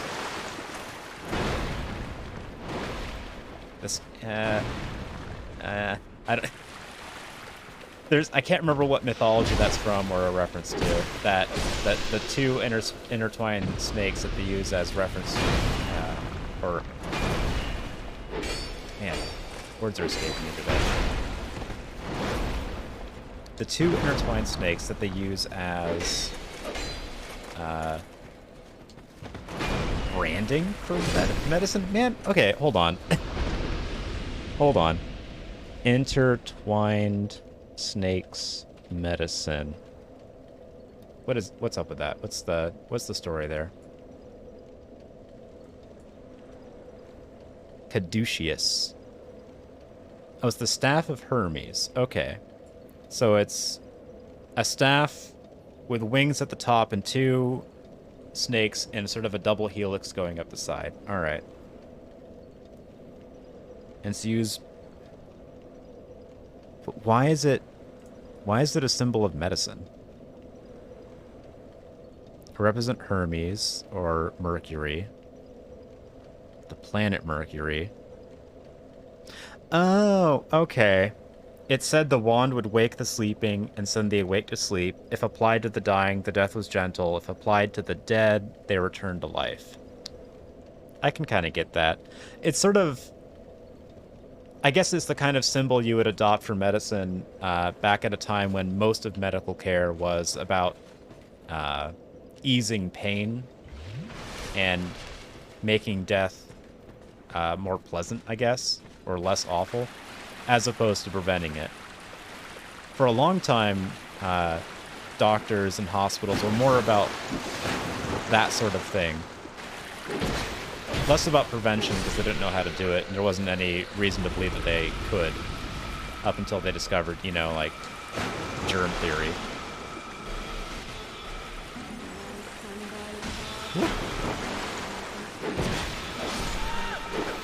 Alright, so we learned something today. It's the Caduceus staff, but it's the staff of Hermes or Mercury. And it was like a wand that did all the things that basically were all you could expect doctors at the time to do. Alright. Well, I, for one, feel educated. Let's see if we can shoot this guy. I don't want this guy sneaking up on me. I don't know if I've ever let this guy just attack how he normally does. I don't even know where you would encounter him. I've always just, like, shot him from afar, because I've always seen him from a distance and been like, oh, I don't want to fight that on his own terms. Like, I really don't want to fight him on his terms. I'd rather shoot him from a distance. Can he not get over to me? And is there a reason I can't target him? There we go. Oh, boy. Well, this is going very well immediately. Alright. Got him. Where's the ogre? I think these guys are supposed to be ogres, but they absolutely remind me of rhinos. Like, the skin, the horn, the sort of segment. If he'll turn around, of all things, his butt. Let's see if he turns around. It just reminds me of that sort of, like, plated look that rhinoceri have. Look at that. I guess you can't see it from here. Ooh. I'm being very brave walking into the water when I can't actually see the ground. Oh, hi. Hello. Give me your hat. Wait, can you get their hats? I want their hats. This guy's all the way over here. Alright. Alright. I got you. I got your number.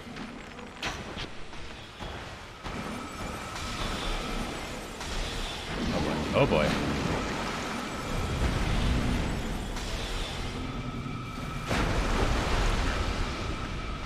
What did you drop? Soul of a Brave Warrior. Okay. Man. Kind of pinned down here.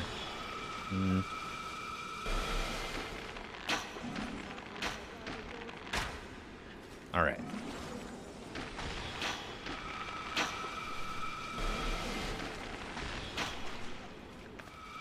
Got him. Alright. Let's get out of here.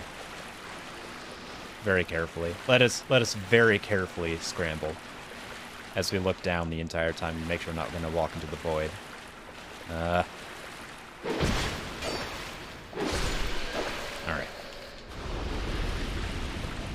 I'm tempted to fight that dragon rider in the distance, but I don't need to do that yet. I'll need to do that eventually. I don't need to do that right now. And I only have one Estus flask, so I really probably shouldn't.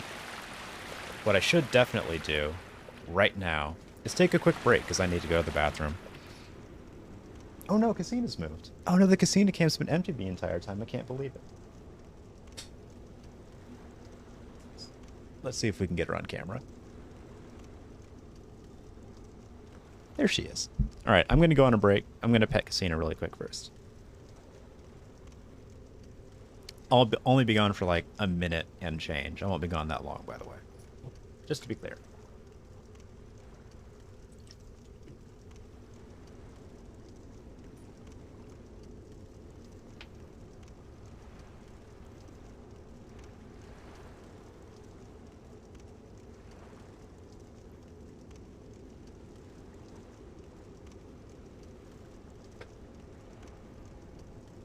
Yeah.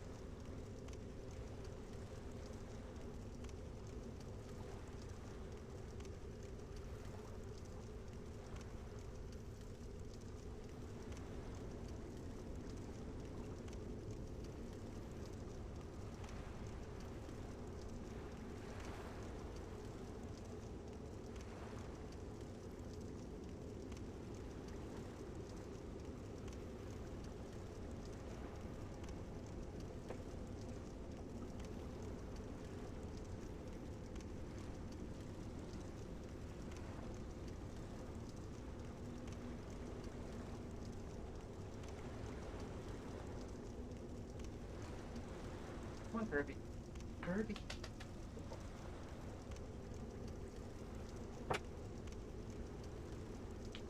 Okay. I'm back. And there's Casina. Let's get that a little bit better centered. There we go. All right.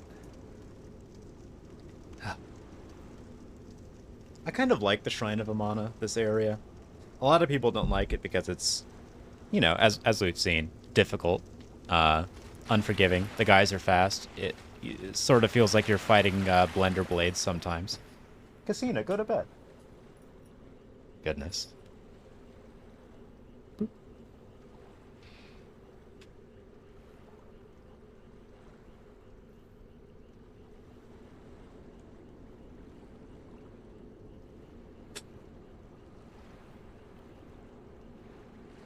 Let me get her something to chew on real quick. I'll be right back. I mean, I'm not going anywhere. I'm just not going to be right in front of the computer.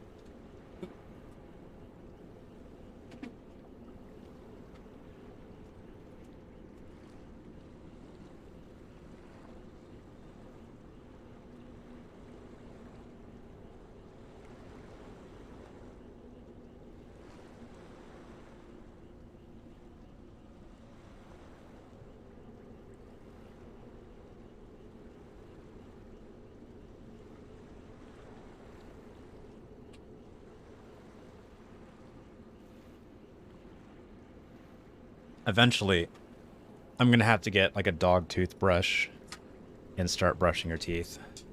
Because I can't give her actual bones to chew on. And that would keep her teeth clean if I could.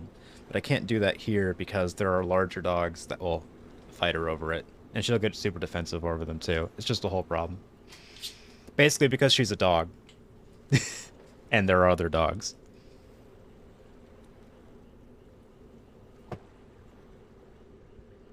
Oh, you know, we could look a lot better than this. Let's freshen up. There we go.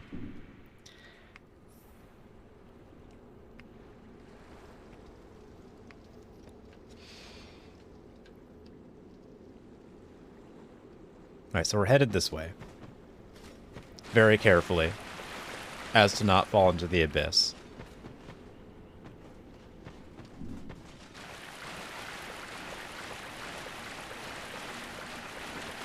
Oh.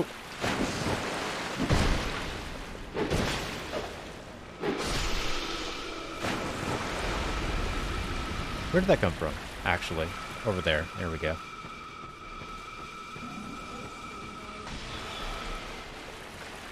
I want your hat.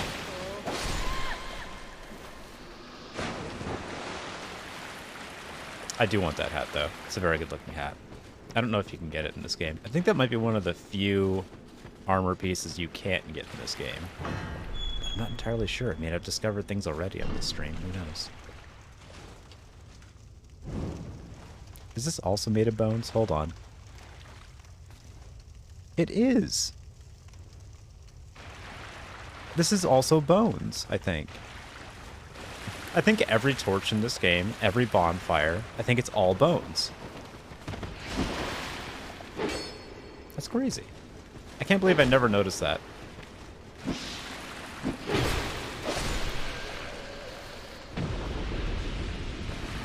I mean, the torch that I'm using isn't bones. I don't think. Hold on. We haven't really looked at that, have we? It might be bones. No, that's just a torch. Okay. So it's just every, like, torch sconce and every bonfire is made of bones. But the torch, the actual torches aren't. What's this say? Try torch, but good luck, right? Yeah, if the limitation of using a bow here, not a bow, of using a torch here is that if you roll, which is basically your only evasive maneuver, it puts the torch out, because when you roll, you dip the torch underwater, and that, well, it puts it out. But you need the torch, because as this guy's about to demonstrate, you can't see where the edge is.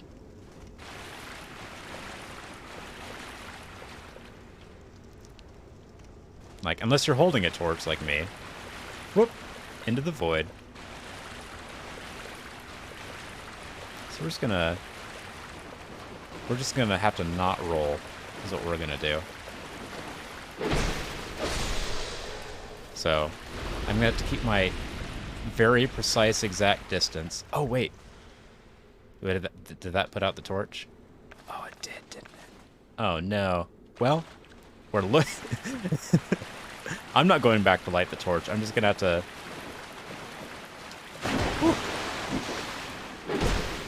rely on the subtle visual cues that I have. It might not even be visible on your end. There's just a very slight hue difference between the water with ground under it and the water that has no ground under it. I'm just gonna snipe these guys from here. There's no reason to fight them up close. Isn't there another one? Yeah, there is. Oop. Oop. I wonder if I can hit him from here. Oh! Knocked him down. And where'd you go? Wait, I don't see your... There's no ghost. Okay. Alright. Alright. You might be able to see it in your end now. Like, the left third and the right third of the screen are void, and the center is where there's actual land. It's not that easy to see, especially when you're moving and not looking directly down. Estus Flask Shard. Well, that was actually completely worth it then, wasn't it? Need message. Treasure ahead. I mean... Oh, there is treasure ahead!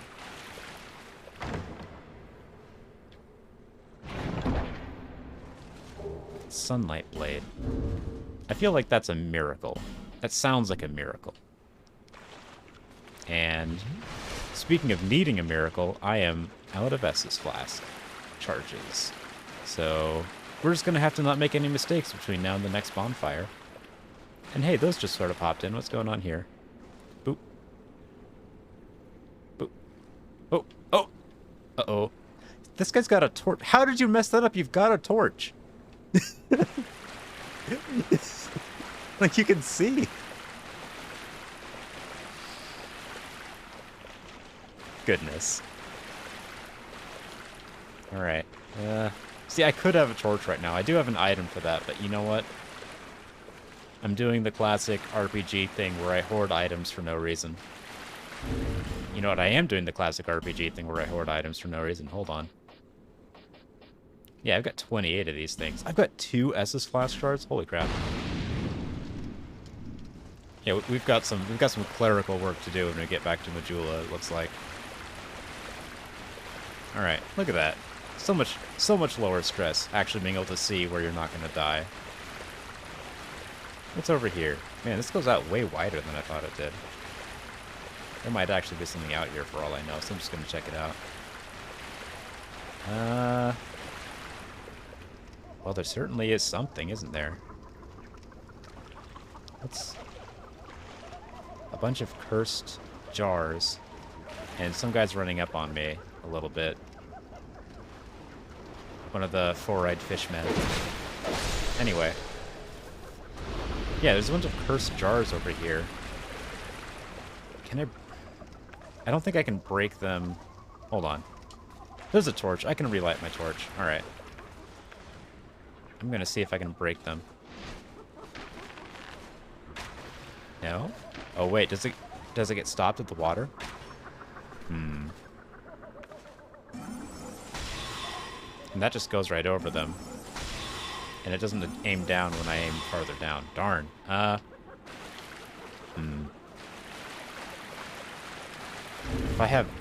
think if I use steel arrows, it'll work. Hold on, do I have any steel arrows? Iron arrows? That'll work, yeah. Iron arrows can break jars. I thought it said something flying for a second. It freaked me out. Anyway.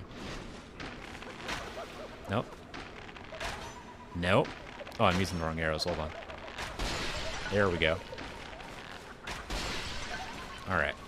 Let's break these cursed jars real quick and see what's hiding over here. Is that all of them? There might have been one that was like completely submerged. No. Alright, let's go get a torch so we don't die.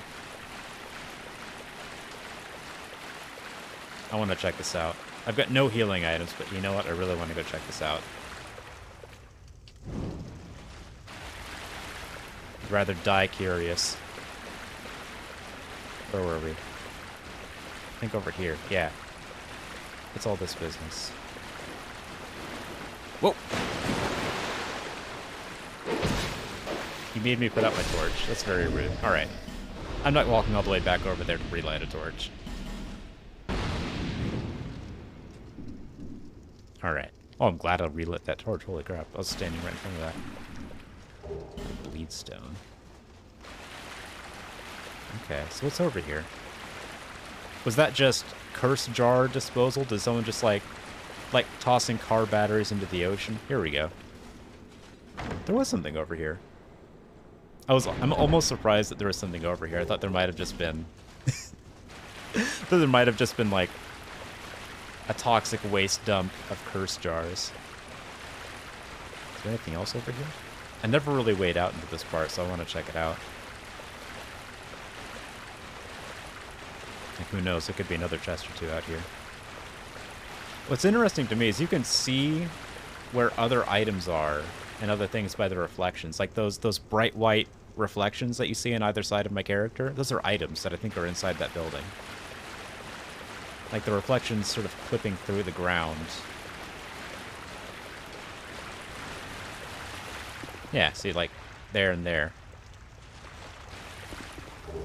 Smooth and silky stone. Ooh, there's a summon here. And also, just sort of like a pile of bones. But you know what? It doesn't look like they're having a bad time about it. That's maybe the most chipper pile of bones I've seen in a while. They look cozy. What's this? Is this a person? This seems like a Lone Hunter Schmidt. Alright, that's not a person. The name's too long.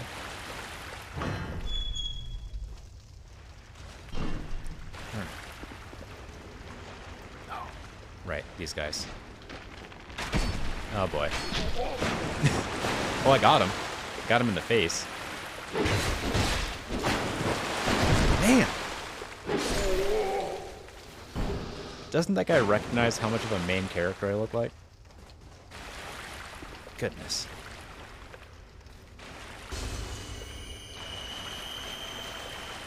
Maybe it's because I look like I'm in an episode of Game of Thrones and as such can be murdered at any time.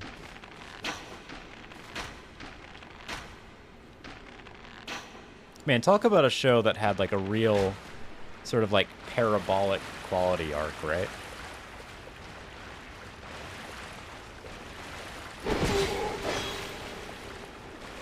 Like, it was like pretty good, amazing, great, kind of good. Oh no, what happened? Oh, you couldn't see any of that. Hold on. Oh, I'm not going to mime it again. I'm almost gone. But it was really just like a bell curve. It's one of those shows where you're really excited and you can't shut up about it for like a couple years, and then by the end of the final season, you don't want to admit that you watched it all.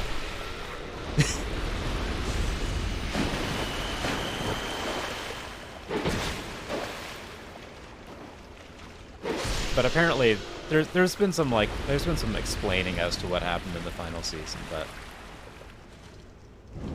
I don't know. From what I understand, it sounded like the creators were just over it. The messed up Game of Thrones said that, right? Man, I'm not going to give away any spoilers for it, but there was there's a storyline. There's a storyline involving the youngest of the girls that they didn't explore as well as or the way that I feel like they could have to make it more interesting. Like, there's a whole thing with the Faceless that they just didn't do, and I was bummed out about it. They really messed up Game of Thrones so bad. And apparently it was just because they just were done with it. The creators are just over it. They were given all the time and money they needed to make 2 seasons. They decided to condense it into 1 and make a lot of decisions along the way. Entire character personality changes happened without there being any explanation, so it just sounds like they forgot what characters they were writing for, that kind of thing. It's a shame. It makes the show harder to defend, you know? because initially it just seemed like shock value TV. Like, oh look, we're showing boobs in every episode of the first season. Like, okay, well, yeah, but the character writing's pretty good and the plot's interesting. And then you get to the very end of the show, and like, oh, maybe not. Maybe that was just like the same reason that people think Lost is very well written. It's just because they introduce a lot of questions you want answered, but they don't actually give good answers for it. That's a real shame.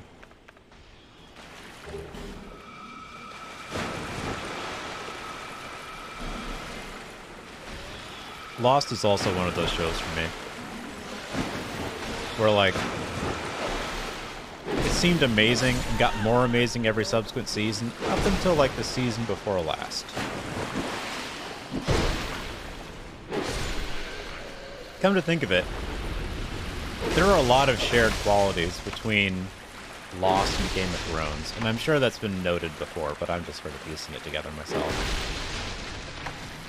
So forgive me. But one of the first things that I think of is, like, it's got this very surreal atmosphere.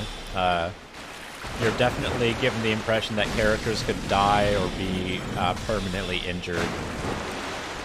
So they don't have plot armor like they do in a lot of shows. They set up a lot of questions and then sort of fail to deliver on the answers in the final season. And the last season sort of feels like a weird cop-out. Yeah, okay. I feel like saying it like that, there's definitely a lot of similarities between the two shows. Ooh, a singer's dress. No. I'm not wearing a dress. This armor's too cool. Oh, look at Casina. Hold on. Where is it? Where is it?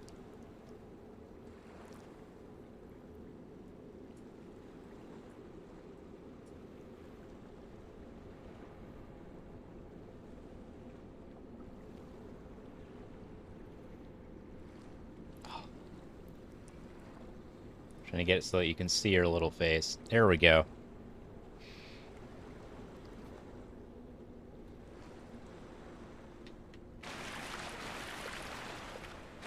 I think my dog is precious, and I am not embarrassed to say that.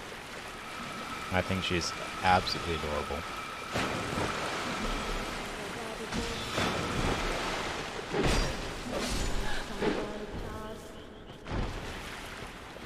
Alright. Alright. How am I gonna get over there? Oh, I've got the Blender boys. Ooh, these Blender boys! Shit. I don't know what just happened, but it wasn't in my favor. Oh boy. Oh no, I can't use that. I'm out of that. Don't do it.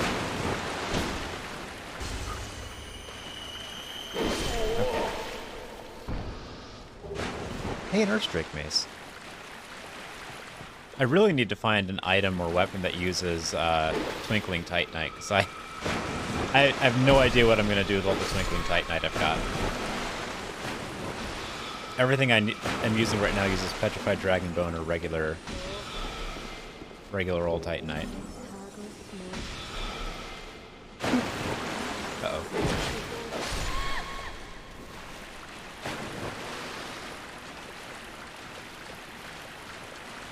Alright, alright.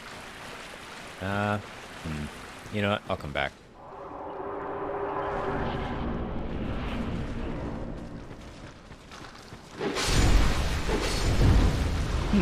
There's like a sweet spot, apparently. Oh, these guys, that mist they put out when it's orange, I guess it's supposed to remind you of rust. I just sort of put that together, actually, that the reason that the item destruction mist, or item durability destroying mist is orange is because it's supposed to remind you of rust. I just sort of put that together.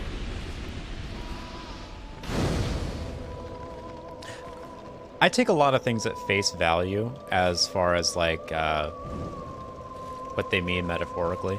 Like, there are several words that I never really pieced together, just like compound words that I never really understood what they were saying. until I actually like stopped and thought about it years later.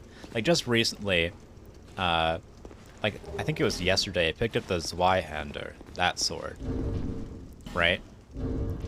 Let me show you what I mean. The Zweihander. And then I was like, oh wait, doesn't Zwei mean two? Is the name of the sword Two-Hander? Is that what Zweihander means? That's the... Anyway, stuff like that, but also in English. I do that all the time. I'll just completely not think to interpret the word as, like, a lot of words often are, which is like compound words that are and try to impart some very specific notion.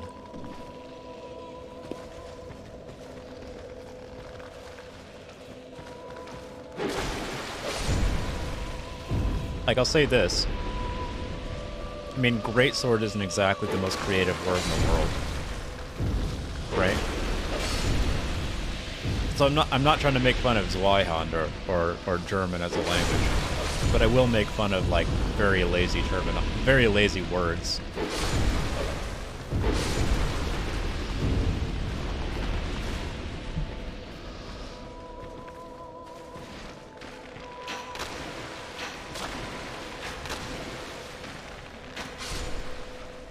Alright, how can I get rid of Big Bug here? Big Bug. Oh, okay. Well, magic works. Look how well magic works. Goodness gracious. Alright. How did a bunch of people die here, actually? What happened to you guys? Well, that guy just sort of fell over and had a heart attack. What are they fighting? It can't be the bugs, right? Oh, wait, maybe they're running from these guys over here. I can see that. Like maybe if they aggroed one of them and is trying to like create distance. Ooh. I gotta say, that doesn't seem like the best clothing to wear in this environment. Those long capes and robes. Just like, all right. I mean, we've all gone out in the rain with clothing that wasn't like very well suited to that, right? You know how clothing wicks water up? These guys must be miserable. Maybe that's why they want to kill me. They're just angry. I feel like if I was wearing a robe and like a long cloak, half submerged into the water, I'd be grumpy too. Alright. Sick. Let's see, light torch. Every time I see someone using a weapon that isn't like one of the S tier best possible weapon meta weapons, I get impressed a little bit.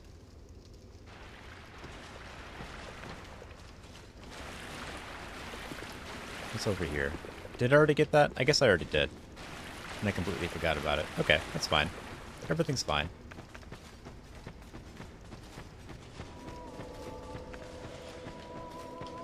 Now, get into maybe the least explicable setting of the entire game. What is happening here in this, like, ring of pillars with just a bunch of people standing around?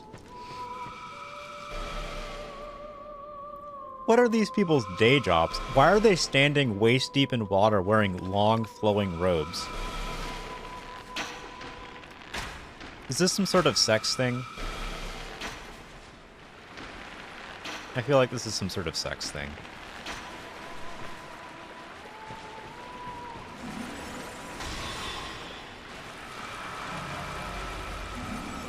Well, that's alarming. Alright. Alright, we're taking out the magic ladies first. And we're gonna do it with sniping.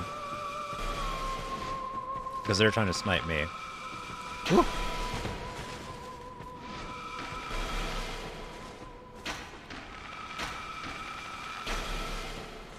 I do want one of their hats really badly, though. This little, like, they've got, like, antlers or branches woven around it. It looks really cool.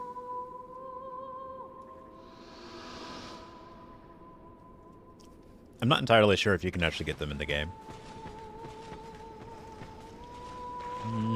Alright, I can see I'm not immediately going to fall off if I do this. There's one person over here. I don't understand why. What's up with that, actually? Is there ground over here? No, it ends. It ends right there, so you can't go any farther that way. Alright. Oh. That's helpful, actually. I get my stamina recovers just fast enough for me to shoot just fast enough to interrupt her. That's convenient. Maybe I can get her as well.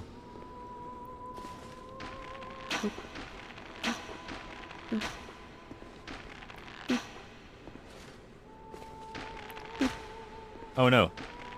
I really gotta be fast on that or she heals literally everyone around her, huh? She did it again. I guess there's not a limit to how many times she could do that, so I need to kill her, like, rapid fire.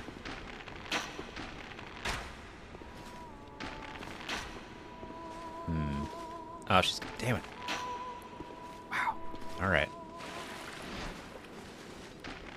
Alright, we got it this time. Yes! And I've got 6 digits and souls. And here I am walking along the edge of abyss without a torch or anything to see where I'm going. These guys have their shields up.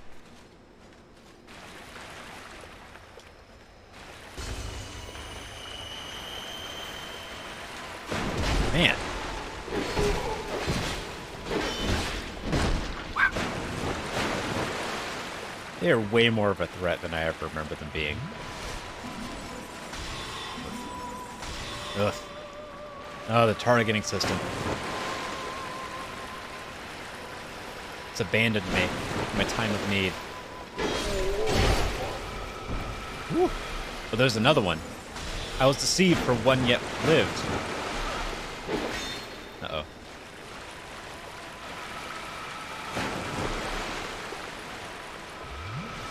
But we were all deceived. As there was one more magic girl. Standing in robes in waist-deep water. Am I just putting them out of their misery doing this? God, imagine the smell after a day of standing in this.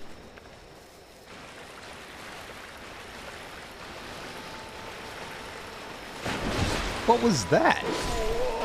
Did he, like, strafe to my side? I mean, I guess it worked. I shouldn't be mad.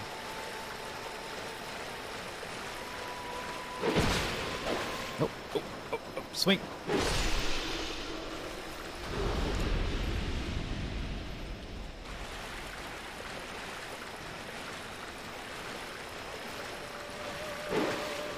You know what?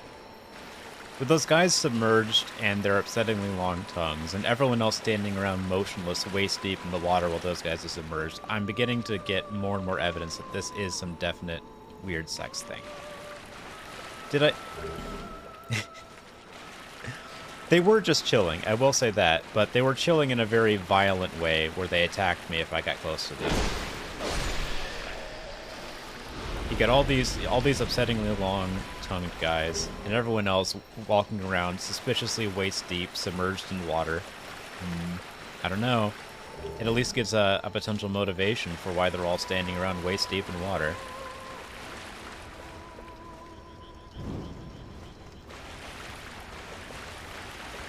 Maybe that's why they work at the Shrine of Amana.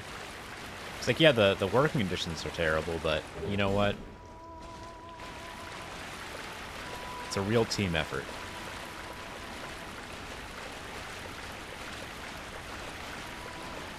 I'm gonna see if there's anything I'm missing over here. Probably missing something, right? Well, I missed this guy. What else? I feel like there's something along that wall or something that I'm forgetting, right? I vaguely remember there being some, like, really out-of-the-way walking along an edge of something for forever secret. I'm sure I'm going to rediscover it on this playthrough with how much attention to detail I'm putting into this. But right now, we're just sort of figuring out the boundary of this thing. It is just like a rotunda, isn't it? It's this message. Read message. Hurrah for D2 orbit victory. Shit. Put up the torch. Alright, we'll stay in here. I think I'm gonna get invaded in a second anyway.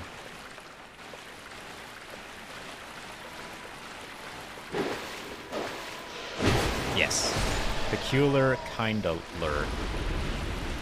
Peculiar...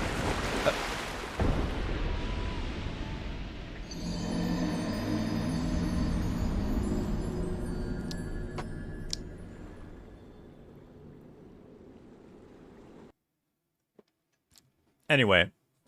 We're just not going to talk about that. Peculiar kind of dealer. Oh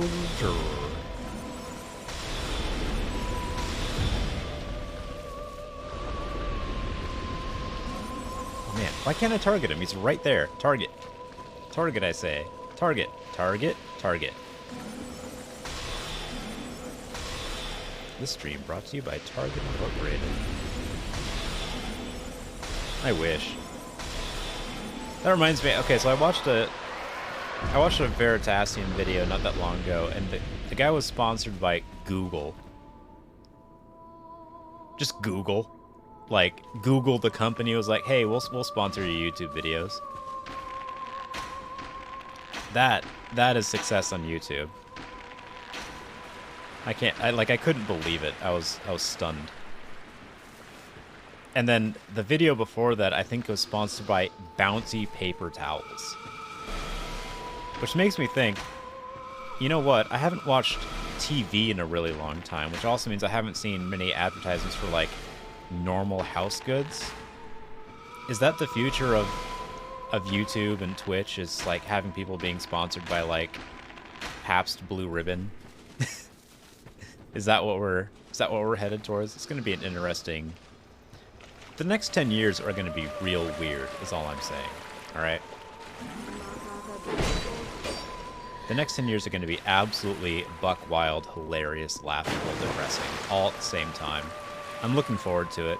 I'm hoping that I can find some way to become financially secure, so that way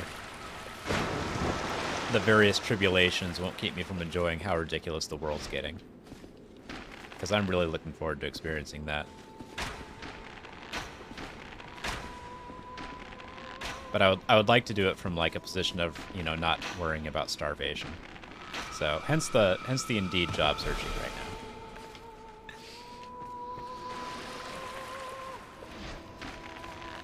If I'm really lucky, I'll be able to support. It's like I want to avoid hourly labor if I can, because it's kind of like I've done retail a lot in my life, and the conclusion that I've come to is that it's real dehumanizing. For me, like, I have a hard time with it anyway. Like, corporate retail especially, because the company doesn't really treat you as a person, and the customers don't really treat you like a person. So I would rather do, like, if I'm going to be doing customer service work, I'd rather it not be hourly and have more control over my life, you know. So I'm going to try to do like Uber Eats, that kind of thing, if I can. That's the plan. And at least with a job like that, I'll actually be able to choose when I work and functionally where I work. Like, if I make enough, I might be able to move and not have to worry about finding a new job where I move, because I'll just have to, like, learn where the restaurants are, if anything. So that's my current plan. Do that so I can continue to stream for a significant chunk of the day, you know, because I want to make streaming my job, but I know that I'm let's say a ways away from that, certainly, for a number of reasons. So my next goal is to get a job that I can weave into streaming a lot. I'm really glad that I've taken the... Okay. Anyway, I'm really glad that I've taken the time that I have to, like, really super double down on streaming. Because I've gotten so much better at extemporaneous speech, narration, lighting, all of that stuff in a very small amount of time. Like, this is day, what, 61? I've only been doing this for 2 months.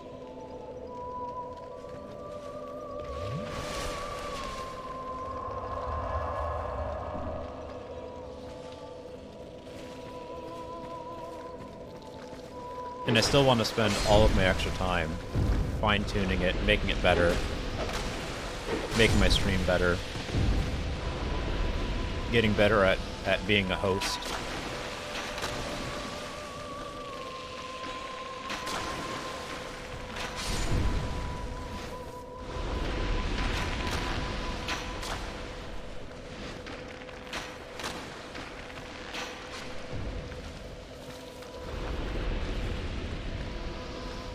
What does this guy remind me of by dancing around like that? Like something in Legend of Zelda. Not sure what it is. Anyway. Don't break my stuff. No. I need my stuff to work.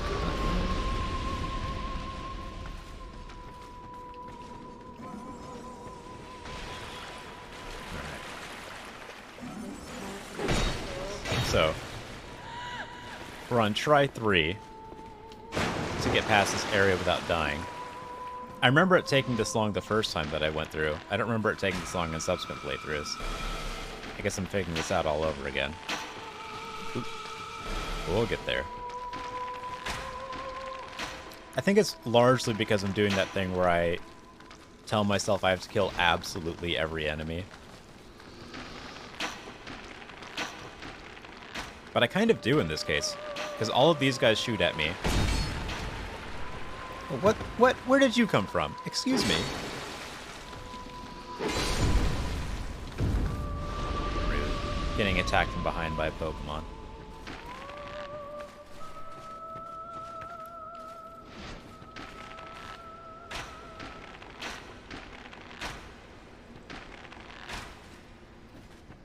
The strategy works pretty well for these guys. Got him. Alright. Now, I'm almost my way back, and all I have to do is not get two-shot by the invader. That's all I gotta do. It's just not die. I can do that, right? You guys believe me, right?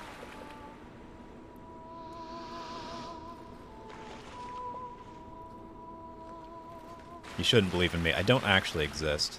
None of you have met me in real life. For all you know, I'm just a very complex AI.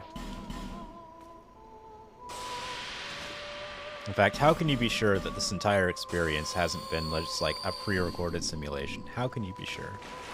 I ask you. Are there people in chat or are they bots?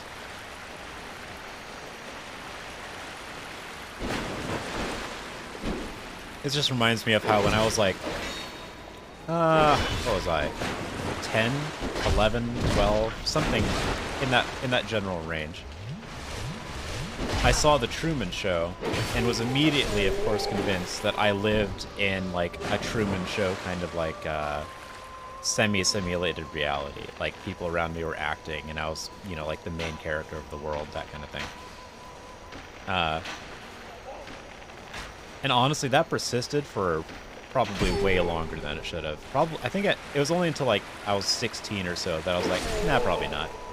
So there was about 5 or 6 years where I was like, yeah, this is definitely just all being constructed around me. Like, none of these people are actually really real.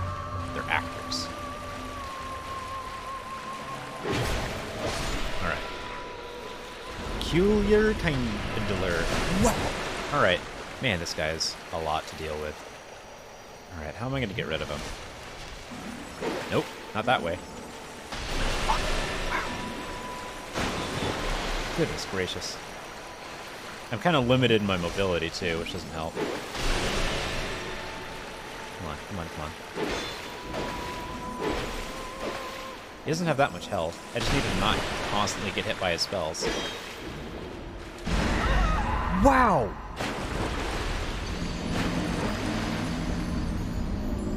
All of my health. I'm not even convinced that I have enough health to not be one-shot by that. That was 3/4 of my health in one blast. I need a better strategy for this, so I don't know what it's going to be.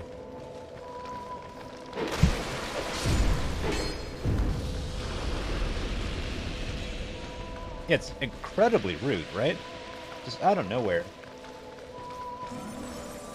Blast all my health away.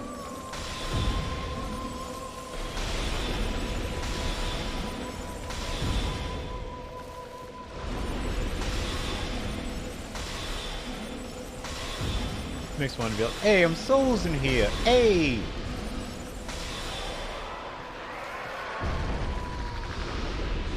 Killing me in one shot. I can't believe it.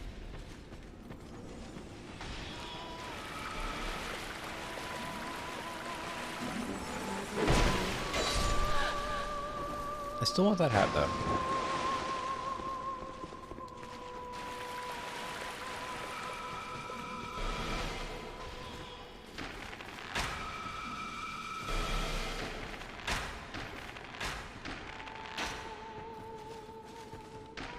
I'm trying to figure out what the, like, fantasy inspiration for this zone is. Honestly, I couldn't tell you. Like... I don't even know what the story of this place is supposed to be. Was this a temple? I mean, it's called the Shrine of Amana, so... that's something. It's not much, though. It's not much to go on. What's Amana? Is that something that's hinted at in the item descriptions or something, maybe? Maybe I should look at some of the item descriptions for the knight guys over there. Whatever armor bits that they've dropped.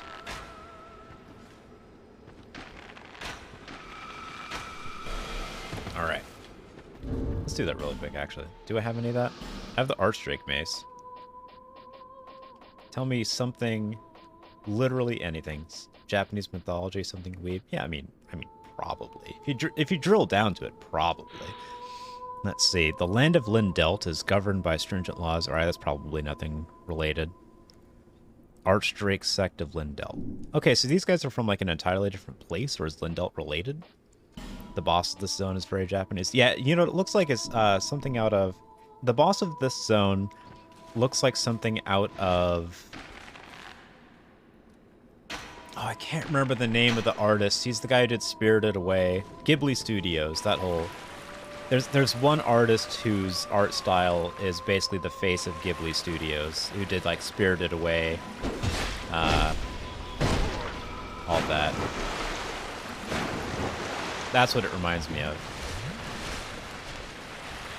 It's got that vibe in large amounts for sure.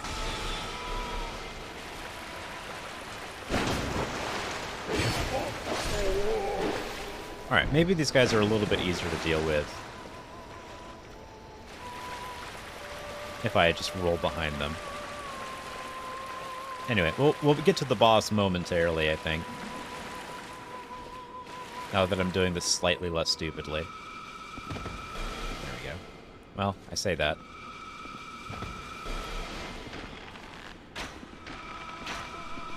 Well, this is working pretty well. I'm way higher up than I thought I was going to be able to get. I'm hovering off the ground here. Let me get back up there. How do I get back up? Wow, hold on. So only if I roll, huh? I guess that doesn't help me out much. I just didn't expect to be able to do that. Alright, is there one over there? No. Over there? No. Alright, it's just this guy. How did that... Okay. I'm gonna write a letter to their manager for that one. Staff of Amana. I don't think I've gotten that before. Wait, hold on. That might actually tell me something about this place. Staff of Amana. What is that? Where is that?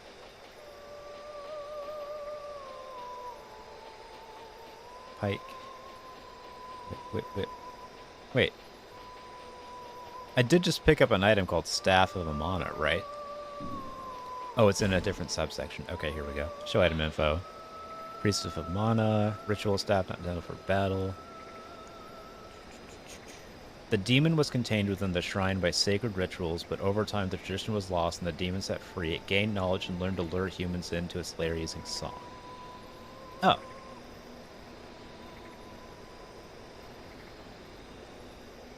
Okay. So...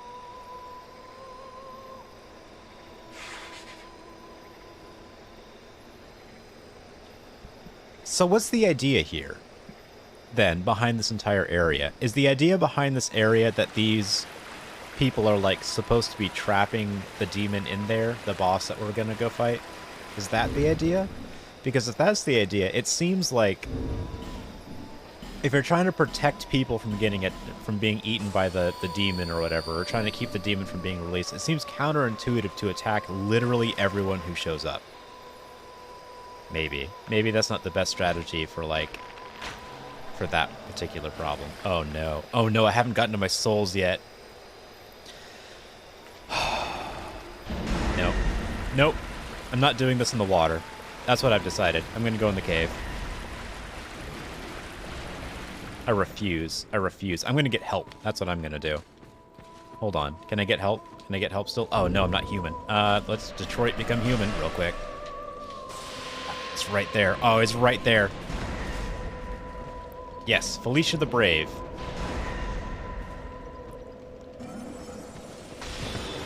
Yeah. That's that. Whatever that spell is, that's the one that takes away all of my health. No, not the bugs. Oh, you idiot. Oh, Felicia. Felicia the stupid. Oh my god. Felicia that can't figure it out. Come on, Felicia. You can do this.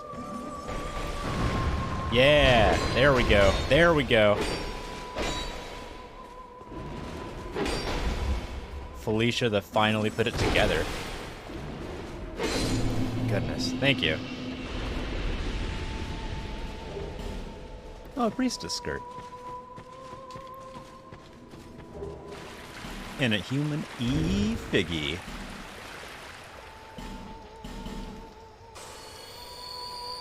I said that like one of the only YouTubers who I'm kind of like leery about recommending. So there's this guy called Internet Historian, and he makes very good internet content, but he also has some of like the worst. I don't know.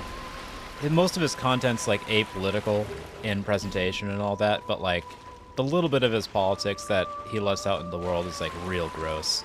So I have a hard time recommending him, even though his content's amazing.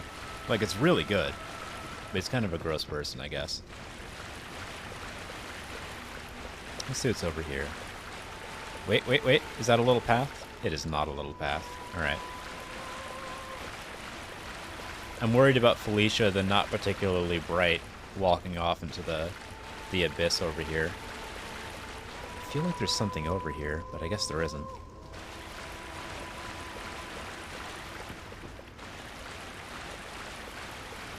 Alright. Alright, that's it. It's time for the boss. I've checked out all of the nooks and crannies. I've got Estus flasks. I'm ready to go. And here's a Milfanito. And she's disappeared. Okay, well. Let's just close the store. That's definitely what I meant to do.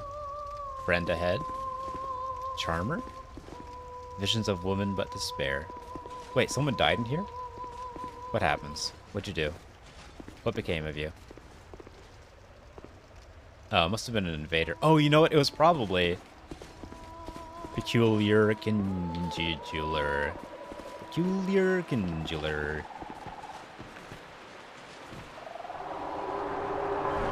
Alright, Felicia. Let's go fight this. Whatever you want to call this, let's fight it. A frog with a skull that pulls skin over the skull face, and inside is a head with arms, and it's also got legs, so it's technically got 6 appendages, which I guess makes it taxonomically an insect, right? Doesn't that make it an insect? Isn't that like one of the most like... Anyway. Wow, this is going surprisingly well. Oh no, bye Felicia.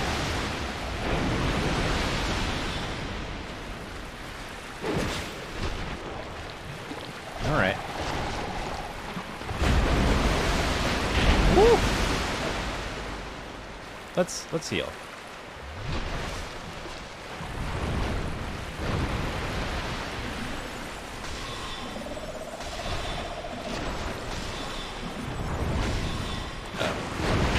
Oh boy. I really thought I was far enough away to avoid that. Let us remember the bravery and just the bravery of Felicia. You know what? Well described person. Good title. Felicia the Brave. Oh wow. Oh wow. Do I need a lot more health or something? I feel like I need a lot more health.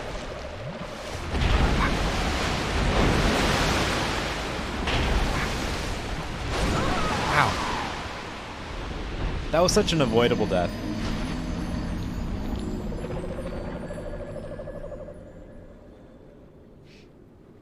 I can do better than that. Let's do it. Can I just run there? I feel like that's my safest option at this point. But I'll be in waist-deep water, so I don't know if I can run there at all. That's a concern. And then I might have to contend with the mace-based Blender boys. At least I don't have to deal with...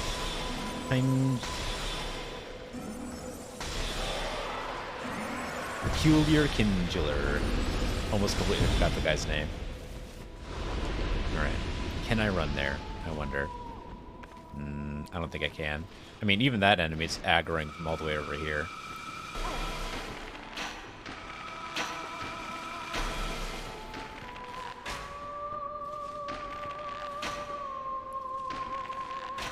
Alright. But I only have to kill 3 of those.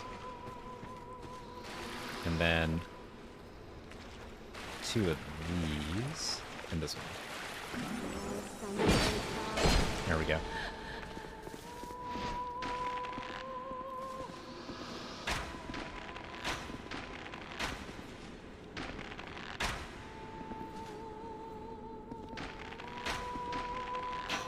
Excellent. So that leaves... Who does that leave? That leaves you.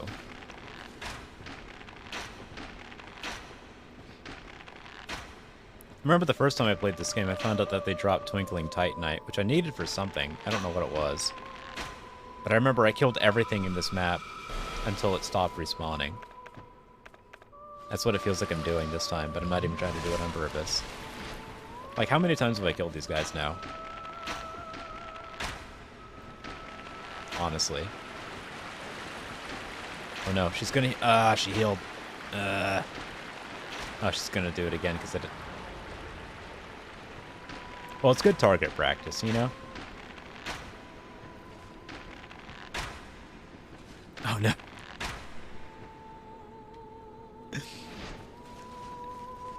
I feel like there needs to be like a chandelier above them that I can shoot that just kills them all at once. Because I don't know how you're supposed to get rid of these guys otherwise without just sniping these from a distance. Like, what are you supposed to do here? Oh no, Cassina's being cute. Oh, hold on. Hold on.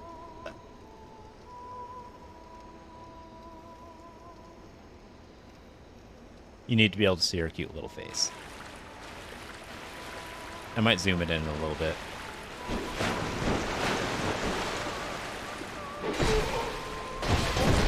Oh no. That went poorly. Alright. Get me out of here.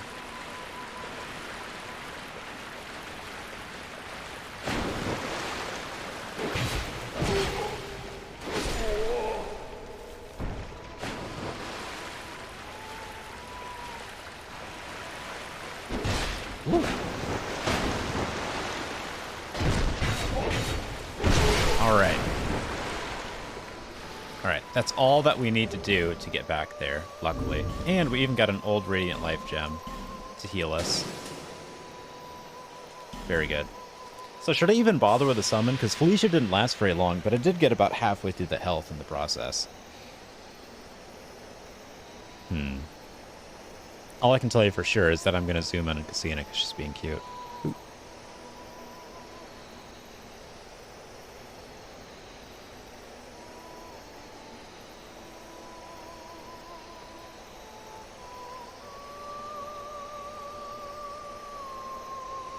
There we go.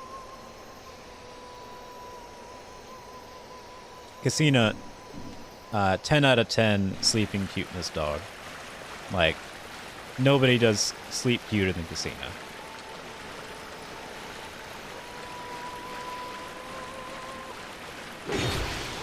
Like, there are other dogs in this house. Other dogs that I love equally as much. They're not as cute while sleeping, though. Just statement of fact.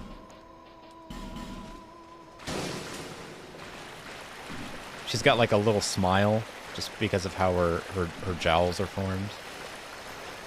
She just always looks like, she always looks happy, and she is always happy too. It matches her personality. 10 out of 10 dog. Would recommend. Alright, Felicia. Let's try this again. This time, try to be Felicia the Staying Alive. I need your help. Nope, nope, I don't need your help with that. Alright, well.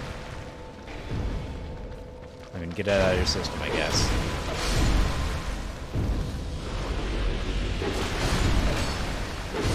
Goodness. Alright, let's get out of here.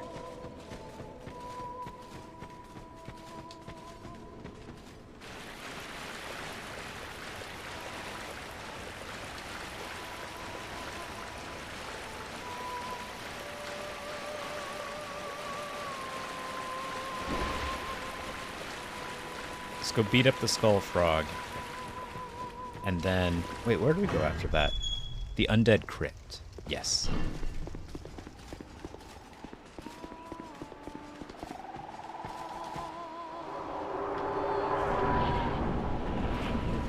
Let's go get those souls before we do anything else, because that's like, yeah, 125,000. There we go. Let's do this. What you got?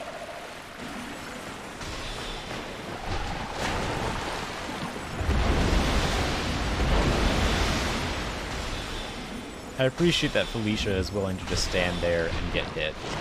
It's very nice of her. Uh-oh. Uh-oh. There we go. Doing okay.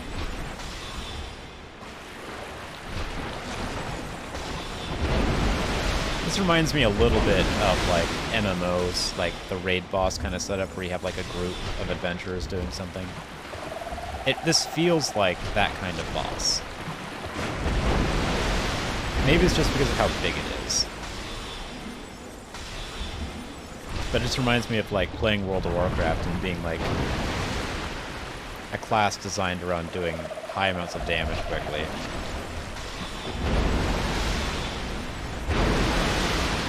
Alright. Alright. We got it about halfway, but Felicia's about to die. She is not Felicia that ever uses a healing item. And that'd be a very specific nickname to get, but you know what? It'd be a really useful trait to have. Felicia might ever use a stupid healing item.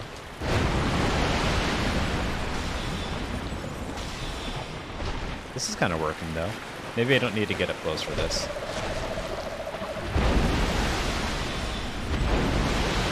I only need like two more, one more, and it's over. Rose, we did it. Oh, the key to the embedded. Oh, I can put an end to that weird royal BDSM sex thing that's happening in the castle. I wonder what the key to the embedded's down here. Does it tell you anything about the key? Does the key to the embedded say anything? Here it is. Show item info. The once human embedded, realizing he could never resist the temptations of the flesh, gross, bound himself eternally with chains, gross. Since then, he has awaited the day that someone will find his key and bury it within his bosom, gross. Cool. Gross.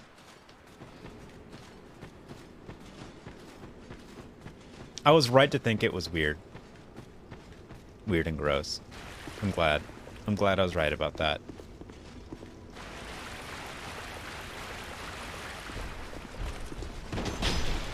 Okay, well,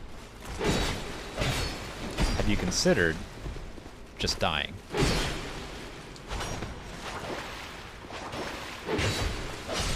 There we go.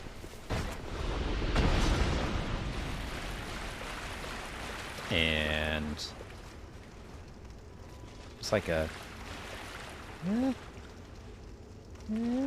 Wait.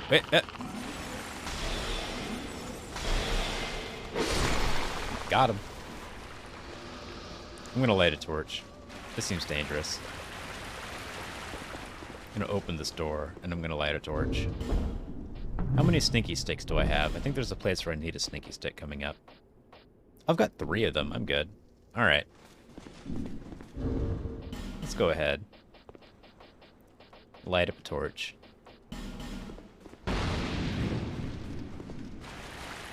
So you can see. Well, I'm really glad I didn't put up the torch. See where we're going. Hey! Up.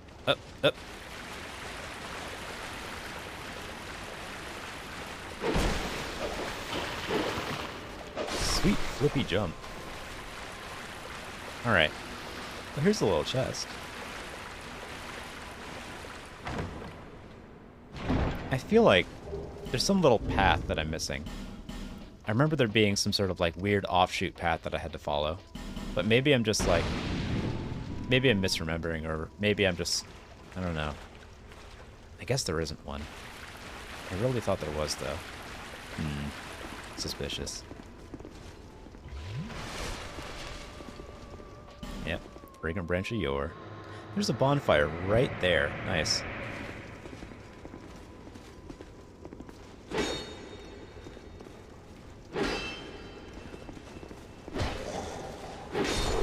Come to think of it, that's the exact clothing and appearance that you have when you start the game. I wonder what's up with that. Like, is that thematically important? I don't know. Like, the people that you reanimate using the fragrant branches of yore, the old sneaky sticks, for some reason, they have the exact same gear and appearance as you, the player, do when you start a new game. I feel like there's something to that. I'm not sure what it would be, though. Visions of life. In short, hurrah for hope. Wait, where's this branch go? Can I follow this branch somewhere, maybe? Wait. There's also a moth here. That's another thing that I've never quite figured out. There are these moths. And they're just sort of in places. And I don't know if that's ever explained. But they sure are there. I guess this doesn't take me anywhere. Can I jump back, I wonder? Uh-oh.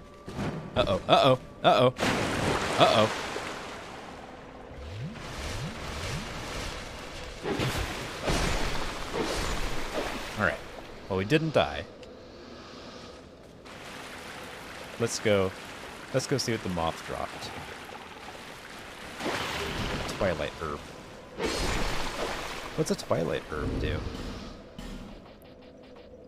Oh, it's one of these. Okay. That's fine.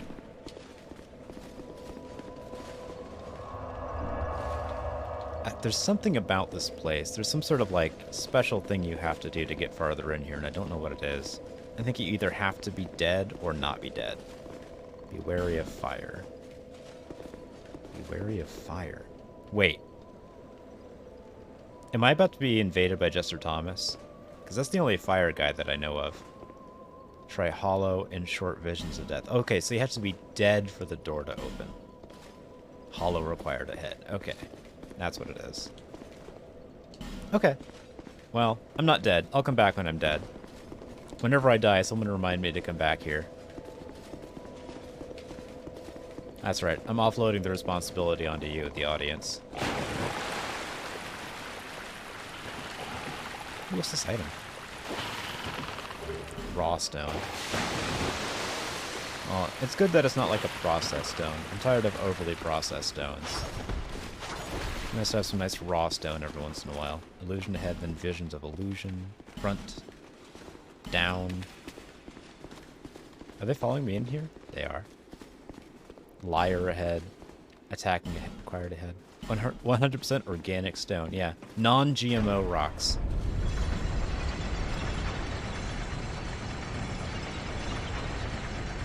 Unprocessed, unfiltered stone.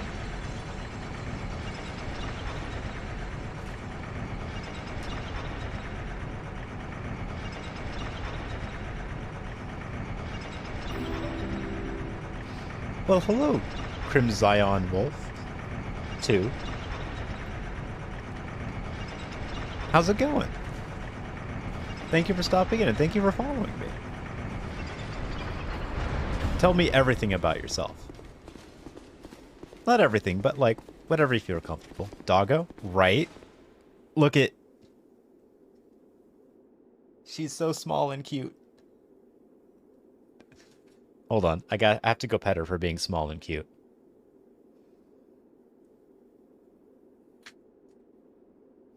Small and cute girl.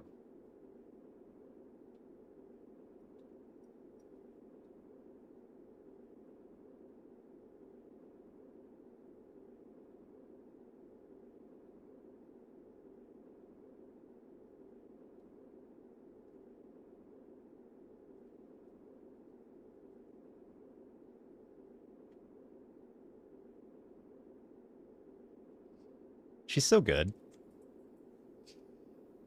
I'm so lucky. Like, both of my dogs were rescue dogs. Like, I found them at the local pound. She had been returned to the pound twice. For completely different reasons from two different owners. And so she was basically on, like, her last visit to the pound before they were just gonna... find a different way of handling her. Yeah, she got returned twice. But luckily, and like, she's a lot to deal with, honestly. Like, it's not a huge surprise. But, like, I mean, it was like the first or second day that I had her, she ate through one of my friend's, like, $300 purses. Just, like, ate a hole straight through it. Like, you've got, like, I don't have anything purse-shaped. But you know how purses normally have, like, two wider sides and two narrower sides? She ate through one of the wider sides, like, in the middle. Like, bored a hole into it. Anyway. Like, I was impressed with just, like, the amount of dedication it would have taken to, like, get a bite hold on, like, that smooth of a surface and then tunnel into it. She's done that in a few different things.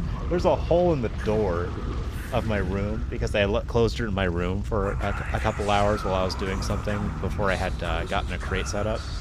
And there's just a hole in the door now. There's just a hole in the middle of the door. Like, I'm not gonna worried about her, like, getting out of here in case of a fire. She will clear. She's like a one-dog demolition crew.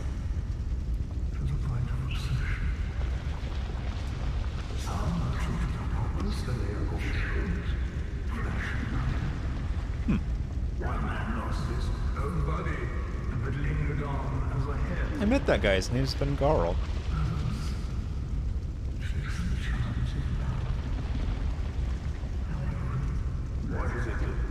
What drives you? Yeah.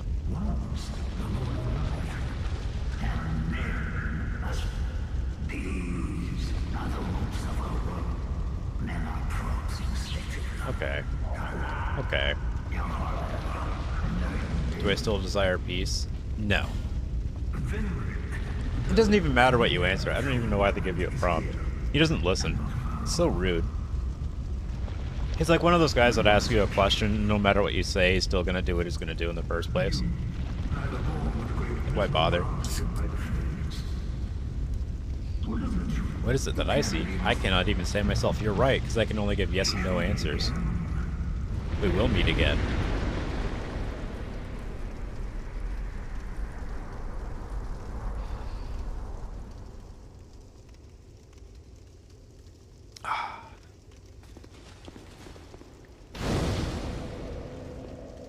That's a weird flavor. I should have known better than to get strawberry off-brand water from Aldi, but you know what?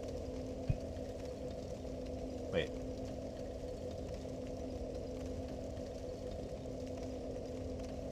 I was hearing a dripping sound. It's just part of the music.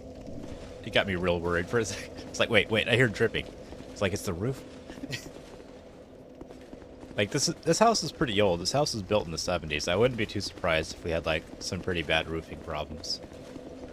And, like, the people living here, like, neither of us have any, like, around-the-house fixing, upping skills whatsoever. Like, neither of us could maintain this house on our own. Loud? What's loud?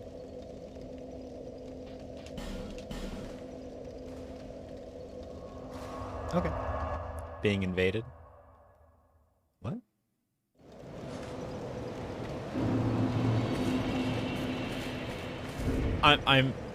You've got my attention, Crimson Wolf. I'm not sure what you're saying, though.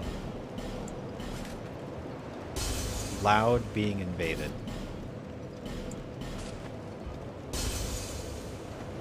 I'm lost. I invite you to clarify what you mean, if you would. You are... Wait. You're being invaded. Are you playing and watching at the same time? Okay. I think I sort of figured out what's happening here. You're saying you are being invaded. Okay. Oh, I need to upgrade my stuff. I've got like 2 Essus Flask shards. Is that a shard you... Yeah, it is. To seal up. However... Well, I will say this. Crimson Wolf, thank you for taking the time to type out what's happening while you're being invaded. You absolute legend. I would be way too busy panicking. Alright. I've got a little over 250,000 souls.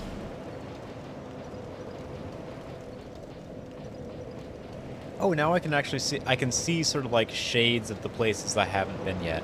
This is how much of the game is left, basically. It's not even like a particularly accurate representation, but you've got like a... What we've done so far is about 1 page... It's what, 2 pages? We've got a whole page left. And some of these are pretty dense and stuff. This game is so big and huge and fun. God, I love it. And there's so much to do and so many ways to do it. Anyway, let's go do a little bit of gambling. We're going to try to get some more petrified dragon bones so we can upgrade the sword to max level. Then we're going to go to Ornifex's house, visit my friend Ornifex, who lives in sort of a shadier part of town. Then I'm going to visit Strayed and make sure I'm not turning any boss souls that I could turn into spells into anything else. I want to make sure that I get all the Sorcerous spells that I can get. You! Give us smooth! Give us smooth. Yeah. Yes, you! Give us silky. Oh, I've got 3 petrified somethings. Heck yeah. Yeah, so smooth. Yeah, so nice, so smooth. Yeah, silky smooth. White ring. Wait. Yes. That's so rare. Wait, the white ring? Really? That's crazy. That's like a really rare drop. I'll show you that. I'll show you guys that in a second. I can't believe it. I'm so lucky on stream. I should just only ever play these games on stream so I get all the good drops. That seems to be like... This just seems to be how it works. Hey, what's this? Soul of a Giant. When did I get a Soul of a Giant? That's confusing. Yeah.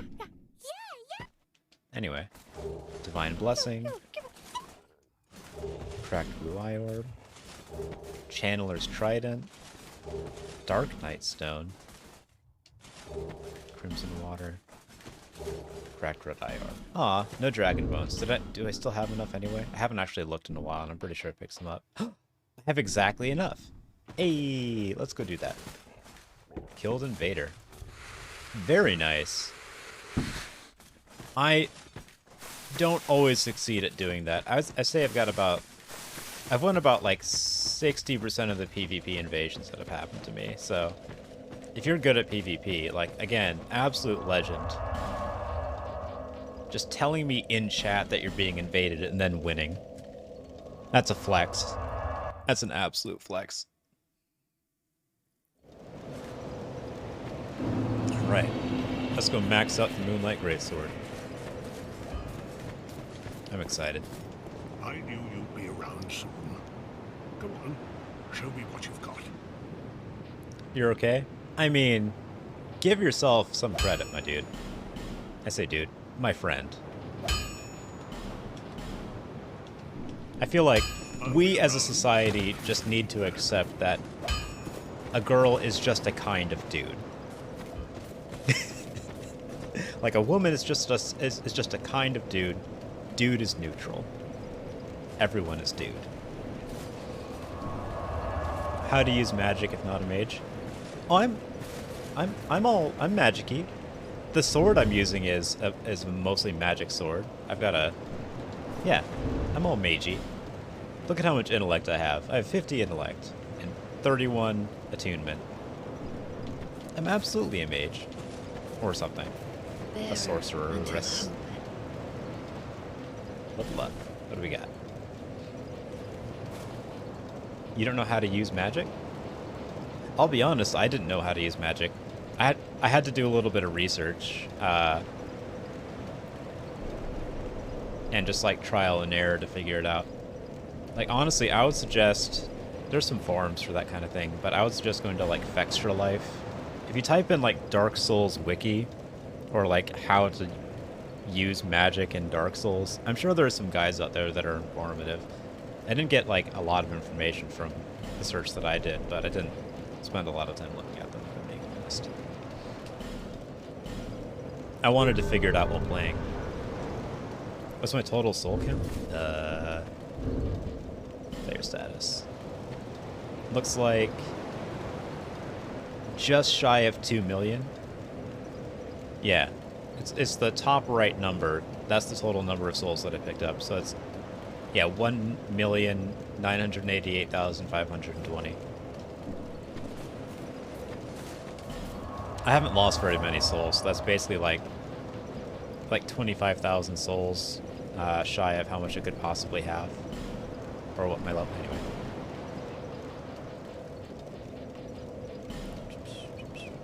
What is this orange border? Hold on. You're only at 600,000? Where are you at in the game right now? Orange border, Dark Souls 2. Here, orange border. Oh. Okay. I figured out. Okay, so I did a quick Google search and I found out what the orange border means. The orange border means that there's a lot of players in that area, apparently. And I'm headed to one of those. So that'll be interesting.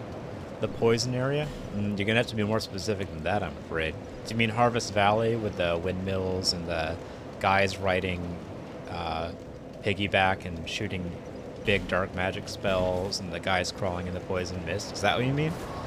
Or do you mean like inside the main castle area? And I think there's an entirely different like poison area. Hold on. I guess that's the first one though. But there's another one. There's the Black Gulch, the gutter. So are you underground? Or are you above ground? You're in the castle part. Okay. I'll say there's like 2 pretty big poison areas in this game. I like that part of the game. It's one of the most unique locations in all of Dark Souls. Like it's very striking. That sort of like sandstone quarry kind of look. Ooh. I like it a lot. I have a lot of fun in that area. There's also a lot of variety of like stuff to do. And that's something I think is missing. Not to constantly make comparisons to the other Dark Souls games, but I feel like I can because people give Dark Souls 2 a real hard time, I feel like undeservedly. And in Dark Souls 1 and Dark Souls 2, there's just not that much like variety of stuff you do. You're at the Snake Lady boss, but you die from the poison? Alright, do you want a hint that's going to help you out a lot? Because I can give you a hint that's going to help you out a lot, but it is like a tiny bit of a spoiler. Alright, like, let me know. I can tell you exactly what you need to do to make that fight a lot easier, like, crazy easier.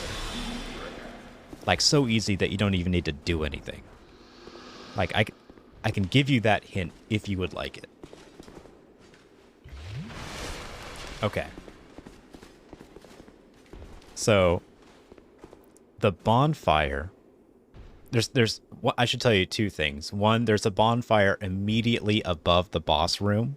If you go upstairs there to the very top level, just above where you fight the boss, look for secret walls. You'll find a bonfire. One, that'll help you out a lot just getting back there. Two, the bonfire before that, the one that's behind a fog gate and is just out on its own little half-circle ledge. All right? Okay, so you already found the other one? Good. The bonfire before that, the one that's on the half-circle ledge, go to that one. Kill the enemies in the adjacent room, the room right next to that bonfire. Go back to the bonfire, light a torch, and then walk over to the windmill and light it on fire. That'll make sense when you get there. In fact, you know what? Are you watching right now? If you want, like, if you flip over to my screen, like, I'll just go there and show you what I'm talking about. I don't know why I'm giving you an audio description of what you need to do. I could just be showing you. But this will help a lot, because this will get rid of the poison in that room, if you do that. And then you won't die of the poison. It won't get rid of, like, all of the poison, but it gets rid of all of the poison, but, like, a very small amount of it around the very outside edge.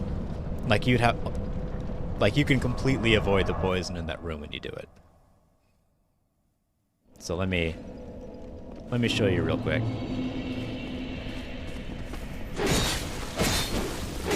All right. Oh.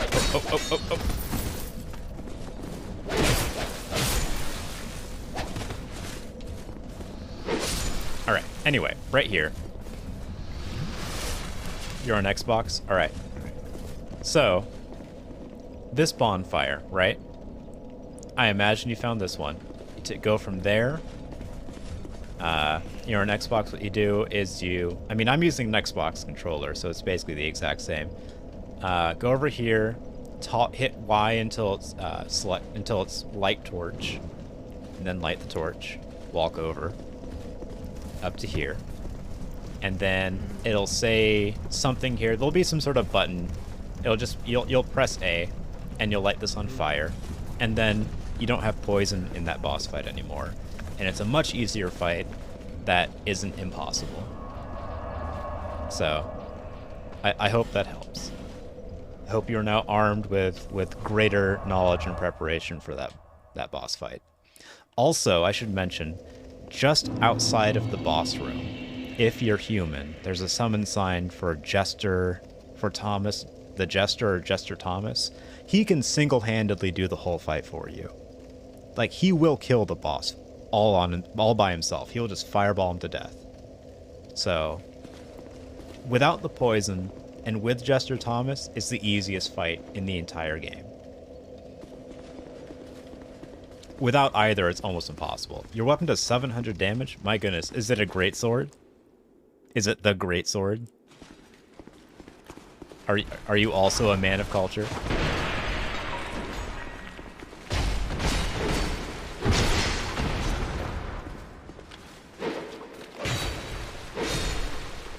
Man, I don't do nearly that much damage. I'm like twice your level. It is the great sword? Yeah. It's such a good sword. That's also, it's kind of fitting that it's such a good weapon, because the great sword is modeled after the main weapon of the character that a lot of the art direction of this game... Hold on, I'm phrasing this incorrectly.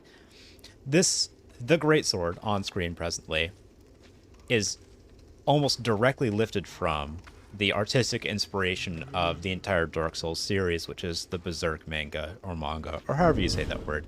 I don't know. I've only ever read that word. But anyway, it's a very good sword. He kills a lot of things with it.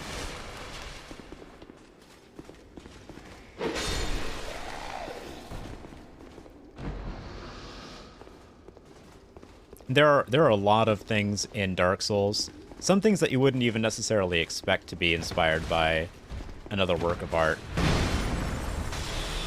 You have both?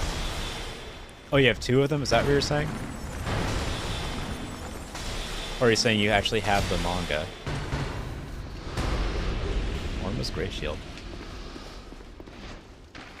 Every time I mention that Berserk is like the artistic inspiration of Dark Souls, I lose at least one person who's watching. I think they get annoyed that I'm talking about anime. I'm not even an anime person. The Moon Sword and the other one. Oh yeah, the Moon Sword. Wait, you have the Moonlight Greatsword? You have the Moonlight Greatsword and you have like 600,000 soul memory? That would require you doing the Duke's Dear Freya at New Game +1, I think. That's crazy. Is this your first time playing?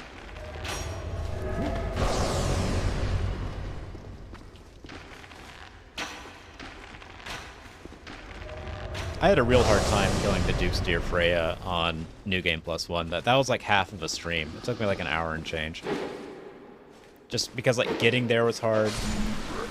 It was harder than it needed to be because of my own choices that I made. What a hard fight that was, though. The fight itself was difficult too, because like my helper would die, and then I would get swarmed. Heck yeah, this is going so well. Who's the summon over here? I forget. They just kill the nice. Oh, that's a different sword. I'll tell you this. There's the Blue Moon Greatsword. And then there's the Moonlight Greatsword. The Blue Moon Greatsword is a different thing altogether. Yeah. No, you got a different sword. If you look at it, it'll actually tell you that it's an imitation of the Moonlight Greatsword. Isn't that crazy? There's an actual like counterfeit. Anyway. There's counterfeiting in the world of Dark Souls. I think that's funny.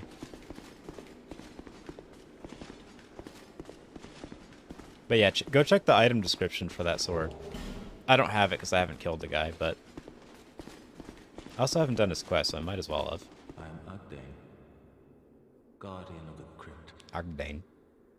Countless dead rest here in peace. Light only agitates. This guy is a try-hard goth, if we're being honest. I am a finito. A finito. There's the mil finito and there's the finito. What's it? This I feel like there's some sort of root word wordplay happening here that I'm not catching on to. Because this guy's a finito. He describes himself as a finito. And then there are the kneeling and crouching women in the Shrine of Amana that were called the Milfinito.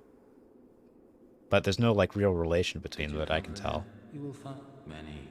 I feel like there's a lot of information in this game that's like not really communicated to me that I need to look up. I keep saying like, oh, the story's not that important, but it is tantalizing sometimes. Because like I want to know. All right, what do you have?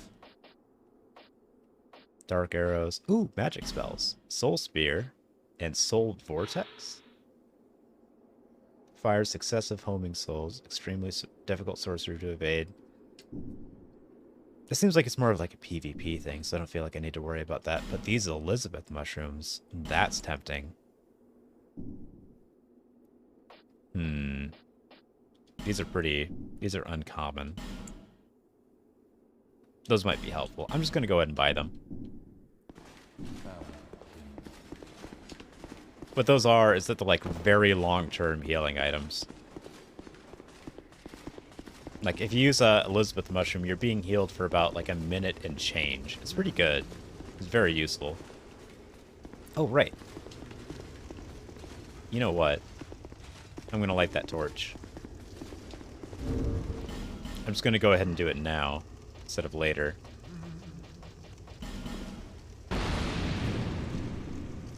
It does explicitly tell you not to.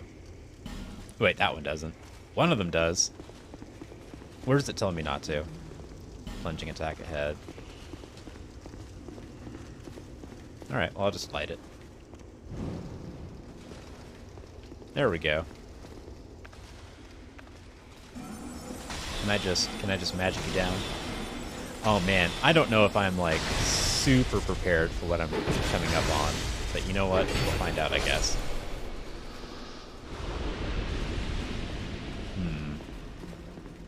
You know what? We might find out. You just two-shot her. Yeah, very nice. Well, congratulations. I'm glad it worked out.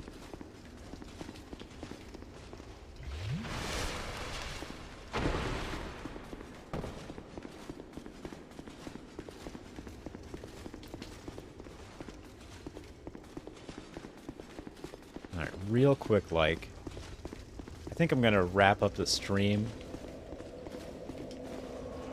And I'm going to send you guys over. Let's go raid someone else who's on right now. Let's see. Maybe Winterville's on. Who knows? No, Zabeth. Sir Squigs. Brian Pond. Let's get Sir Squigs, I guess. What's my favorite boss weapon? The Moonlight Greatsword for sure. It's the one I just, this one I've been using. It's the only boss weapon I've ever really used. Let's see who else is up, actually. Dark Souls. I like the Moonlight Greatsword. I really like the Roaring Halberd. That one's pretty good. Oh, this person's doing a sorcery thing for the first time, too. Let's go raid Sid, a.k.a. And thank you guys for being here. If you're not following, go ahead and follow. If you are following, again, thank you. Really glad you're here. And I will see you guys tomorrow. Let's go raid Sid, a.k.a., who is also doing a sorcery run for the first time.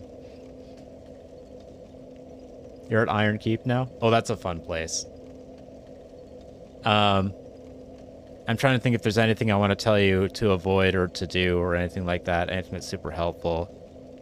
No. No, just enjoy yourself. It's a good zone.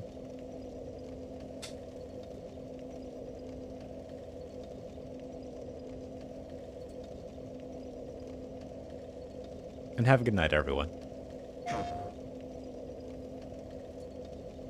Come on.